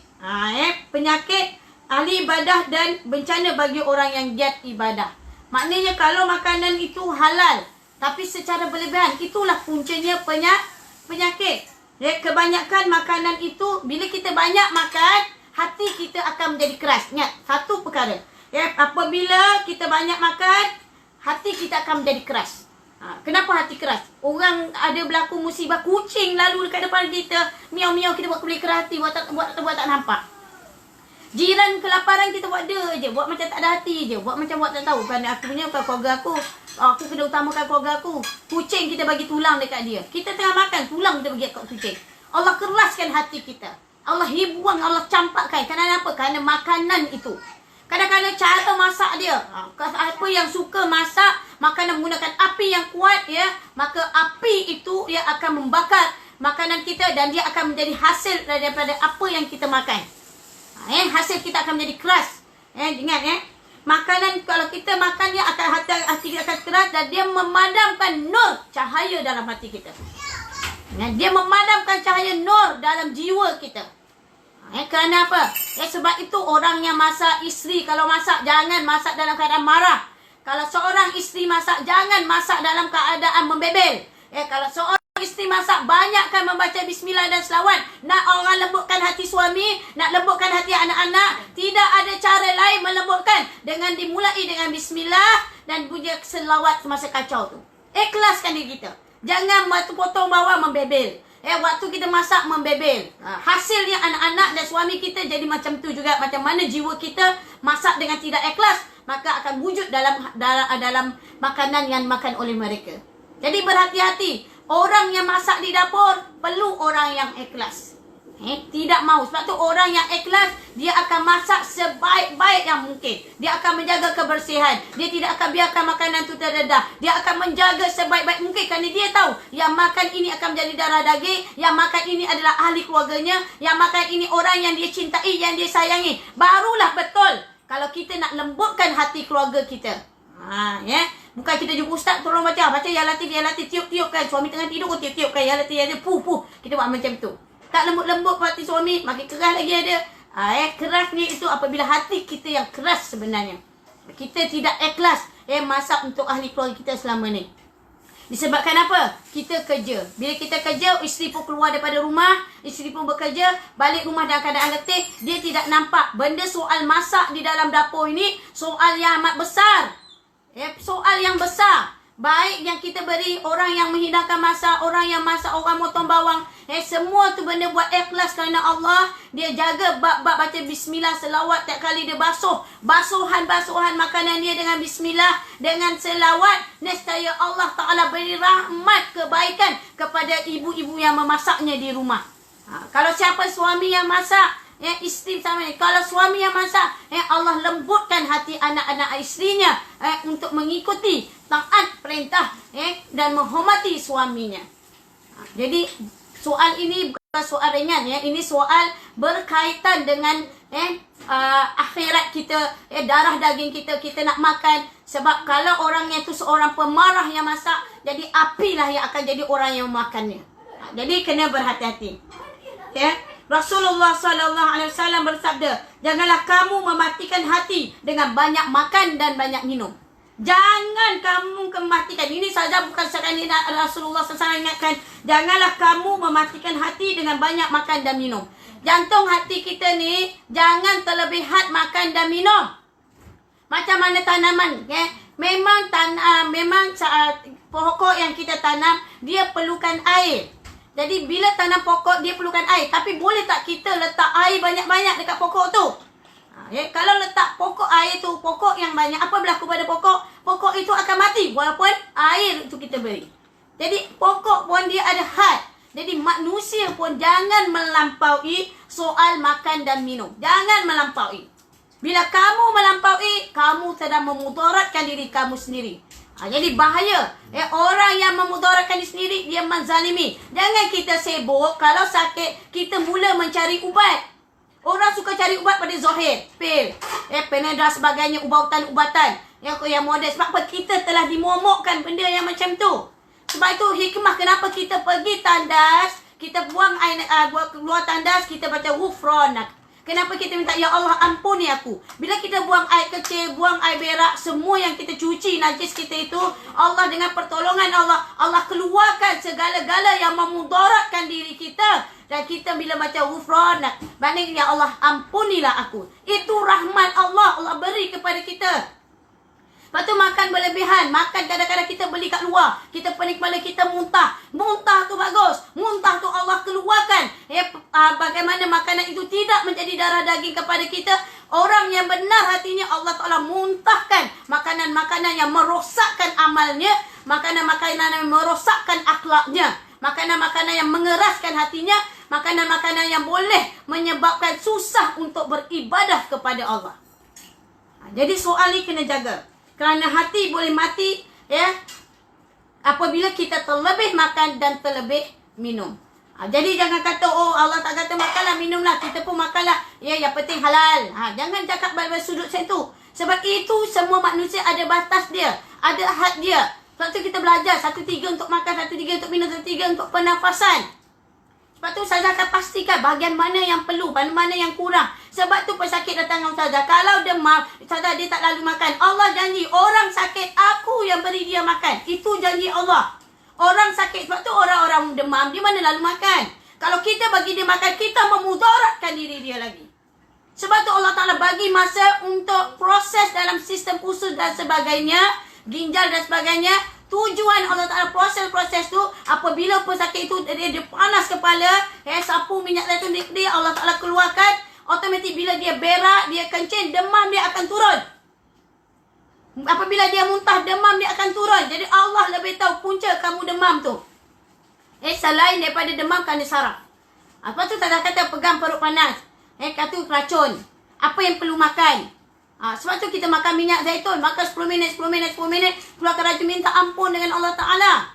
Istighfar dengan Allah Ta'ala. Jadi bila Allah berak, Allah Ta'ala kencingkan kita. Disitulah pertolongan Allah. Allah rahmat daripada kita semua. Kasih sayang Allah kepada kita semua. Jadi kalau banyak, yang kedua, bila kita banyak makan, menimbulkan fitnah terhadap anggota badan. Dan mendorong mata, telinga, lisan, kemaluan, kaki kita untuk berbuat maksiat. Perut apabila lapar, maka seluruh tubuh akan menjadi lumpuh. Betul. Kalau orang lapar, macam mana keadaan dia? Dia akan duduk, dia akan terbaring, dia hanya lapar, dia akan duduk diam. Dia tak akan membuat sesuatu perkara-perkara yang melampaui batas. Kita tengok sambil makanan dekat sebelah, sambil tu kita main Facebook, kita ni bercakap kita bila kita makan sesuatu perbuatan disebabkan makanan kita melampaui salah satunya, sebab itu kita akan mengeluarkan kata-kata dalam Facebook dan sebagainya, dalam WhatsApp dan sebagainya. Makanan kita bila benda yang haram, otomatik kita akan keluar bahasa-bahasa yang kurang hajar. Apalah bodohnya, apalah si bangang. Walaupun seorang ustaz, walaupun seorang ustazah, dia mengatakan si bangang, si tolol. Dikata orang ni mendengar kata-kata cacian. Apa kebodohnya orang ni, apa kebangangnya orang ni, apa itu. Dia akan mengeluarkan kata-kata yang bodoh. Itu hasil daripada pemakanannya. Sebab apa kita dengan anak kita, bodohnya kau ni, bangangnya kau ni. Sialnya kau ni. Ini perkataan yang kita tengok dalam Facebook banyak keluar. Nah, anak kita mengeluarkan perkataan itu. Bererti kita kena istighfar. Makanan yang kita makan tadi atau sebelum 2-3 hari itu, pemakanan kita itu makanan yang kotor. Jadi kita kena selidiki. Sebab tu kita kena berhati-hati. Sebab makanan ini yang menyebabkan, menimbulkan fitnah dan mendorong kita untuk membuat segala kejahatan. Tapi cuba kita lapar. Kalau lapar nak cakap pun tak mampu. Melainkan dalam hati berdoa kepada Allah. 100% kita berdoa. Dan juga makan berlebihan. Perbuatan lisan yang tidak baik. Kalau kita makan berlebihan, kita banyak membuat sesuatu perkara yang sia-sia. Contoh sia-sia, ada masa kita nak kongsi, share benda-benda soal makan. Kita boleh pula kongsi, share benda-benda yang tak memberi apa-apa manfaat pun. Sebaliknya kita menunjuk-nunjuk. Keluarga kita makan dengan mewah. Kita menunjuk-nunjuk kekayaan kita. Menunjuk-nunjuk contohnya suami sayang kita. Kita keluarga yang bahagia. Menunjuk-nunjuk kita ni adalah sesuatu ini. Itu tak boleh. Kita tak boleh menunjuk-nunjuk. Itu tidak diajar oleh Allah Ta'ala. Jadi tak boleh sebagai seorang Muslim menunjuk-nunjukkan, oh saya tengah ada di sini. Menunjukkan kaki kita. Orang lain melihat. Bila orang susah melihat kekayaan kita. Orang melihat kebahagiaan kita, dia menyebabkan datangnya penyakit ain. Jadi bila kita kena penyakit dengki, jangan kita salahkan orang lain. Berpunca daripada itu salah diri kita sendiri. Penyakit ain ni jangan kata siapa buat saya, siapa yang dengki dengan saya. Kita selalu mengatakan kenapa orang dengki dengan aku, kenapa orang cakap dengan aku macam ni. Orang jadi macam tu sebab perbuatan kamu. Kamu menggambarkan kebiasaan kamu. Kamu menceritakan kekayaan kamu. Kamu menceritakan apa yang kamu dapat di dunia tu, yang kamu rasa seronok sangat hingga mendatangkan kedengkian di dalam hati anak-anak Adam. Tak perlu orang nak sihir susah-susah. Orang pandang Facebook kalian dengan pandangan hati yang tak puas hati, itu sahaja cukup menyihir yang paling kuat. Itu dia penyakit aib. Jangan salahkan orang lain. Lebih baik kita beristighfar. Jangan rasa macam hebat sangat bila dah Allah uji macam itu. Oh, siapa yang sihirkan saya? Lah, kita upah orang ni. Ni orang ni buat aku. Saya cakap orang ni dengki aku. Sini orang dengki ke aku. Yang ketiga, kebanyakan makan mengakibatkan kurangnya pemahaman. Bila kita banyak makan, di waktu kuarantin ni, di waktu kita uzlah ni, tolong jaga soal makan. Tolong sangat-sangat jangan ikut pagi, tengah hari, petang, malam. Kita ikut balik apa yang diajar di bulan Ramadan. Kalau bulan Ramadan itu kehidupan, sahur dan waktunya berbuka itulah waktu yang baik. Maka kita kena tengah betul-betul lapar. Sebab tu dalam Islam ada sahur. Sahur tu kena ambil. Kenapa?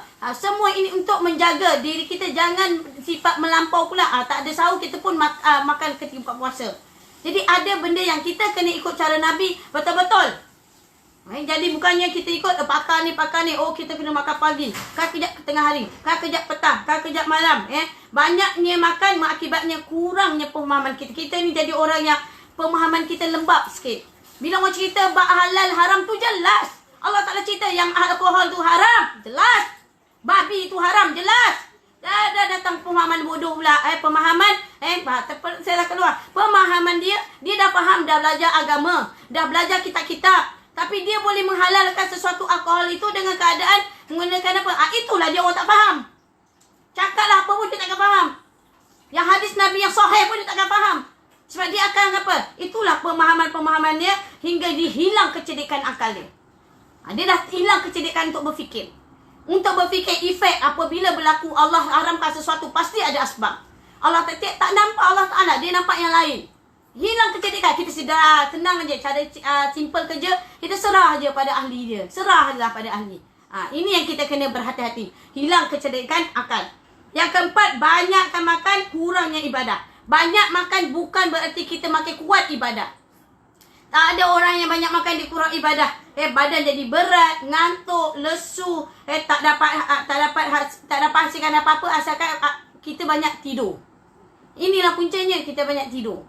Sebab apa? Bila kita makan, jiwa kita senang, jiwa kita akan kosong. Lepas tu nak bangun sembahyang tahajud susah. Nak bangun ibadah susah. Semuanya kita rasa susah. Orang-orang yang kadang-kadang orang nak solat tahajud tu, dan solat tahajud tu nanti mengganggu besok nak pergi kerja. Tapi manusia bermakan-makan, kadang-kadang kita tengok tengah malam pergi makan dekat luar. Tapi Alhamdulillah, bila macam ni kuarantin, sebab tu dalam Islam makan waktu tengah malam, jangan makan yang berat-berat. Sebab apa? Nak menjaga ibadah kita untuk sembahyang tahajud dan juga bangun sembahyang subuh. Sebab tu kalau kita banyak makan menyebabkan kadang kita letih, lesu, bukan cari ubat.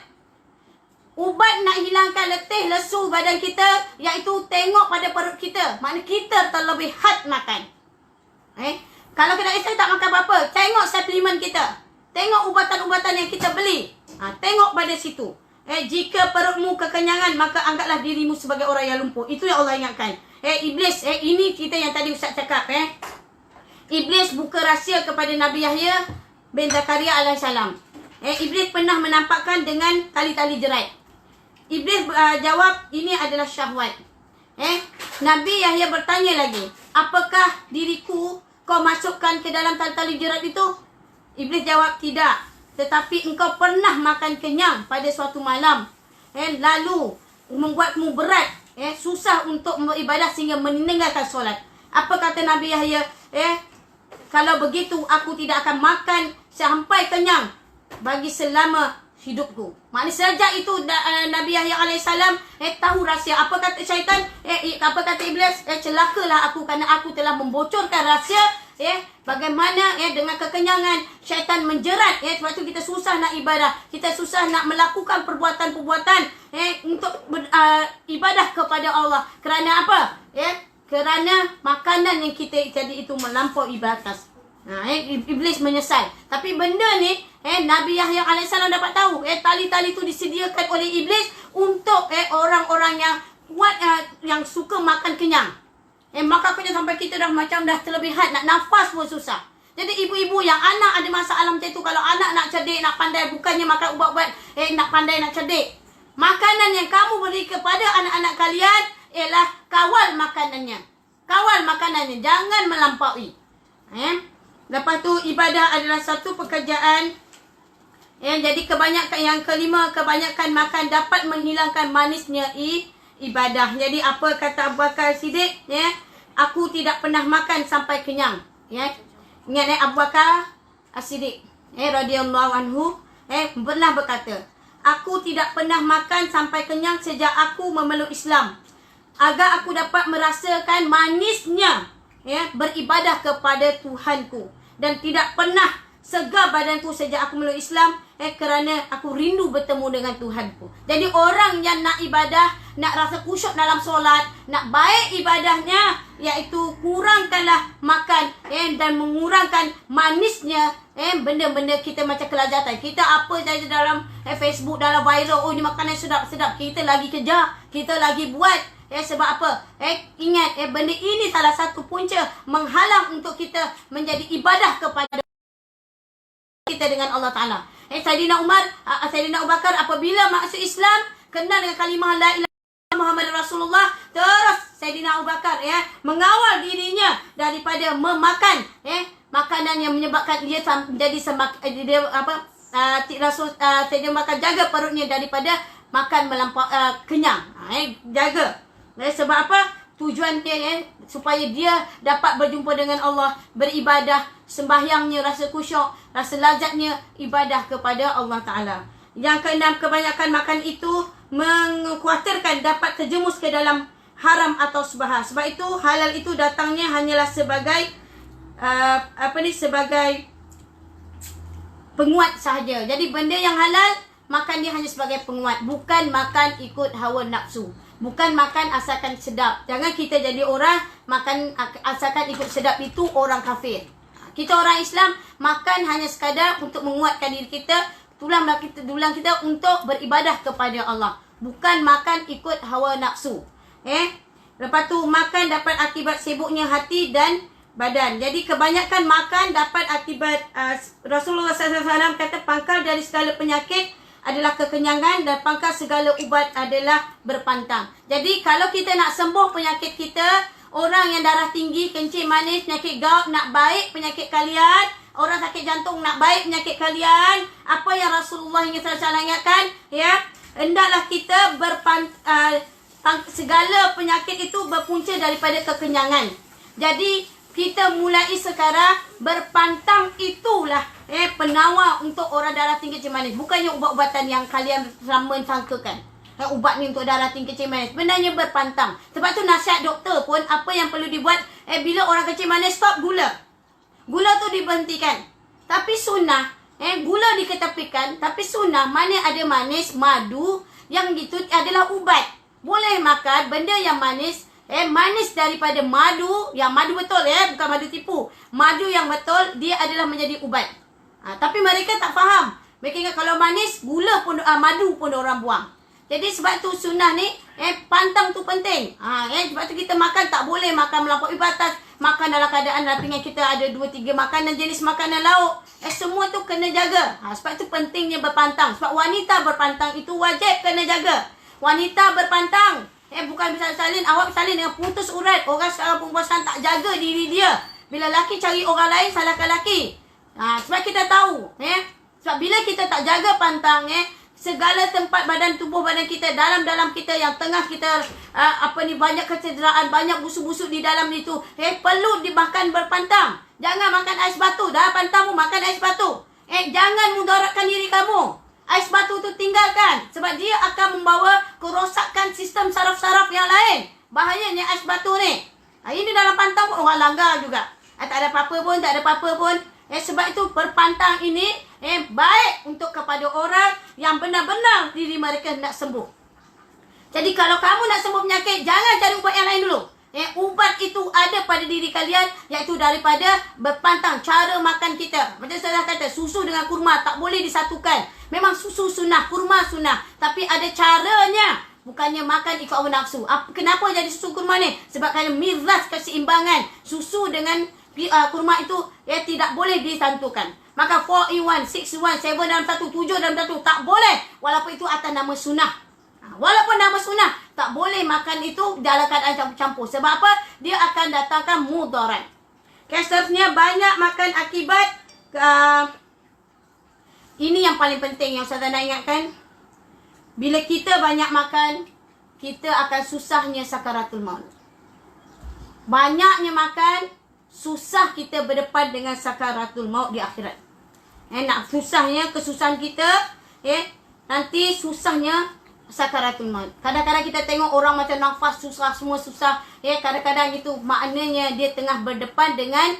Sebab tu kadang-kadang bila orang ada tanda-tanda kematian, salah satunya kadang-kadang orang yang tertentu dia tidak lalu makan.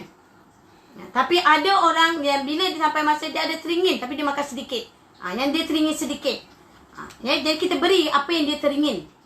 Dia tidak ada kemudaratan. Tapi bukannya dia makan banyak-banyak macam tu. Makan yang sedikit.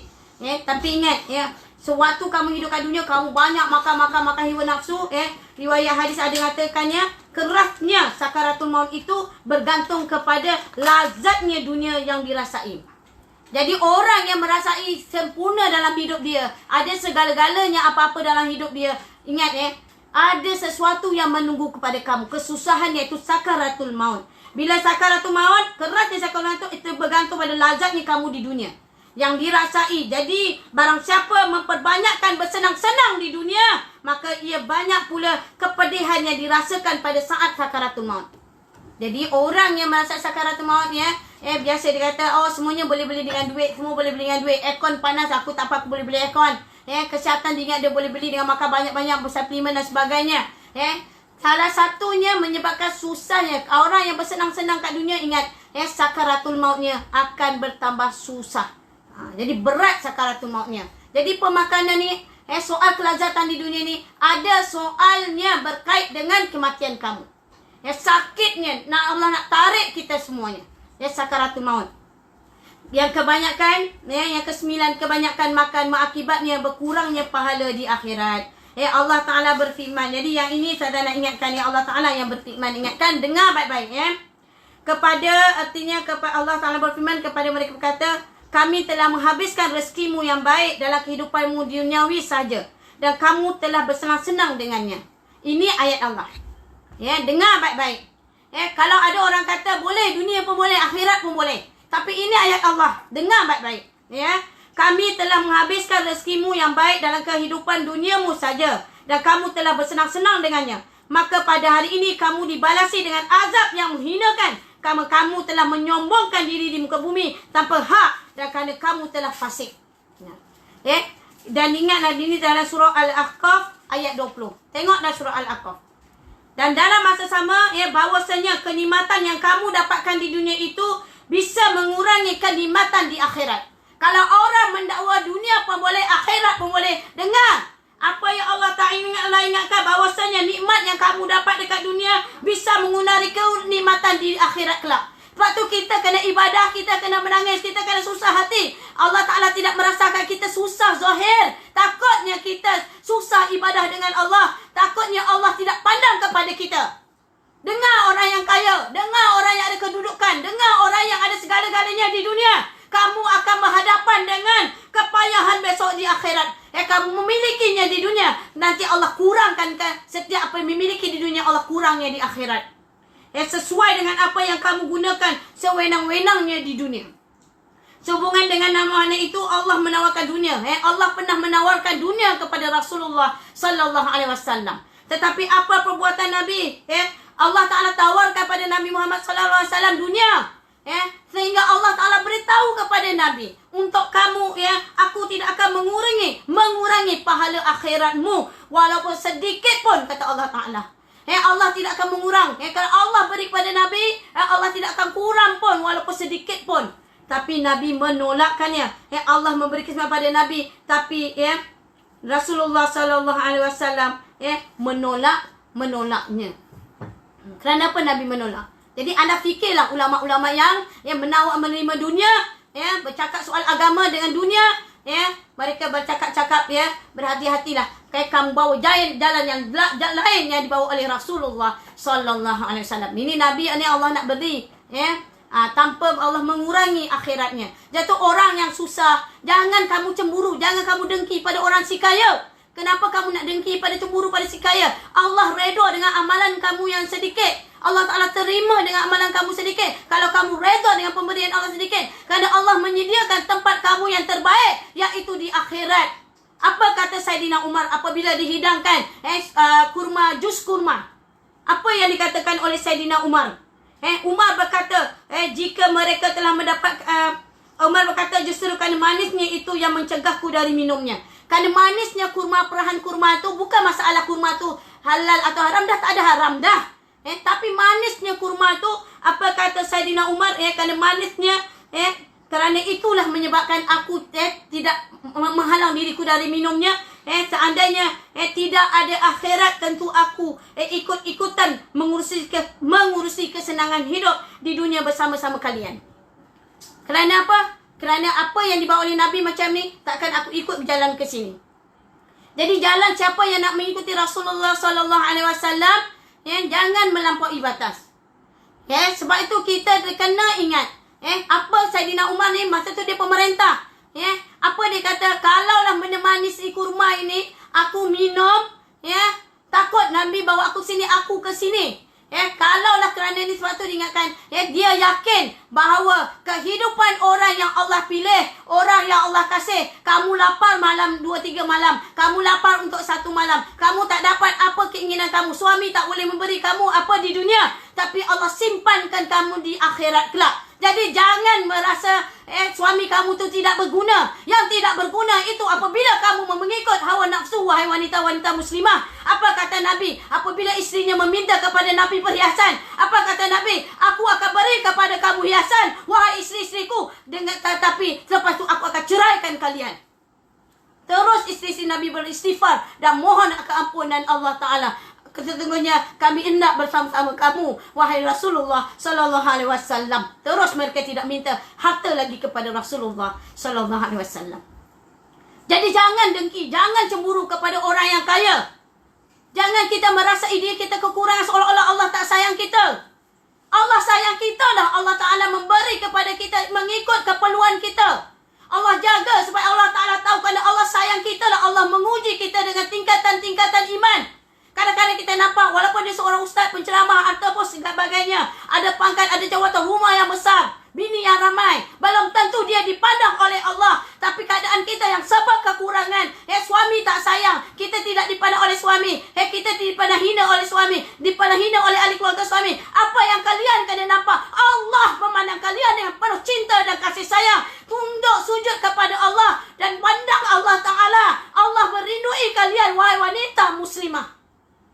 Allah sayang kita semua. Jadilah wanita yang cintai Allah dan dia Rasul. Redalah. Jangan kamu terus memperkata keburukan suami kamu tidak memberi apa seperti wanita-wanita yang di luar sana. Bersabar di atas kekurangan kamu. Dan bersabar di atas apa yang ditakdirkan oleh kamu. Sesungguhnya syurga itu untuk wanita-wanita muslimah. Apabila kamu sabar di dalam rumah kamu, kamu tidak merasai beban dengan ujian-ujian yang Allah timpakan. Jangan susahkan, jangan beratkan suami kamu dengan keinginan hawa nafsu kamu. Bersabarlah untuk kalian sekalian dan tetapkan diri kalian taat. Dalam keadaan taat kamu itu iaitu beristighfar dan sujudlah kepada Allah, mohon keampunan Allah Ta'ala. Mudah-mudahan kamu adalah wanita yang Allah Ta'ala campakkan bersama-sama dengan isteri-isteri Rasulullah sallallahu alaihi wasallam. Jadi jangan dengki, jangan iri hati kepada orang memiliki segala-galanya di dunia. Dan yang ke-10, ditahan dan dihisap. Apa kata Nabi? Harta yang halal bakal dihisap.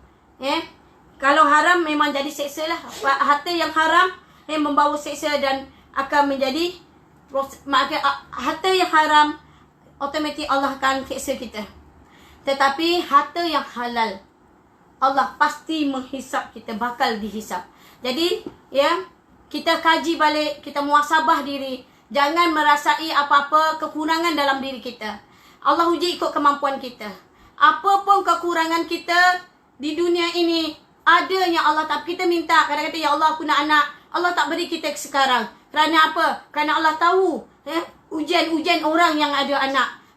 Kepada semua yang Allah simpan di akhirat. Orang yang kekurangan makan, minum, jangan bebani. Jangan memaksa.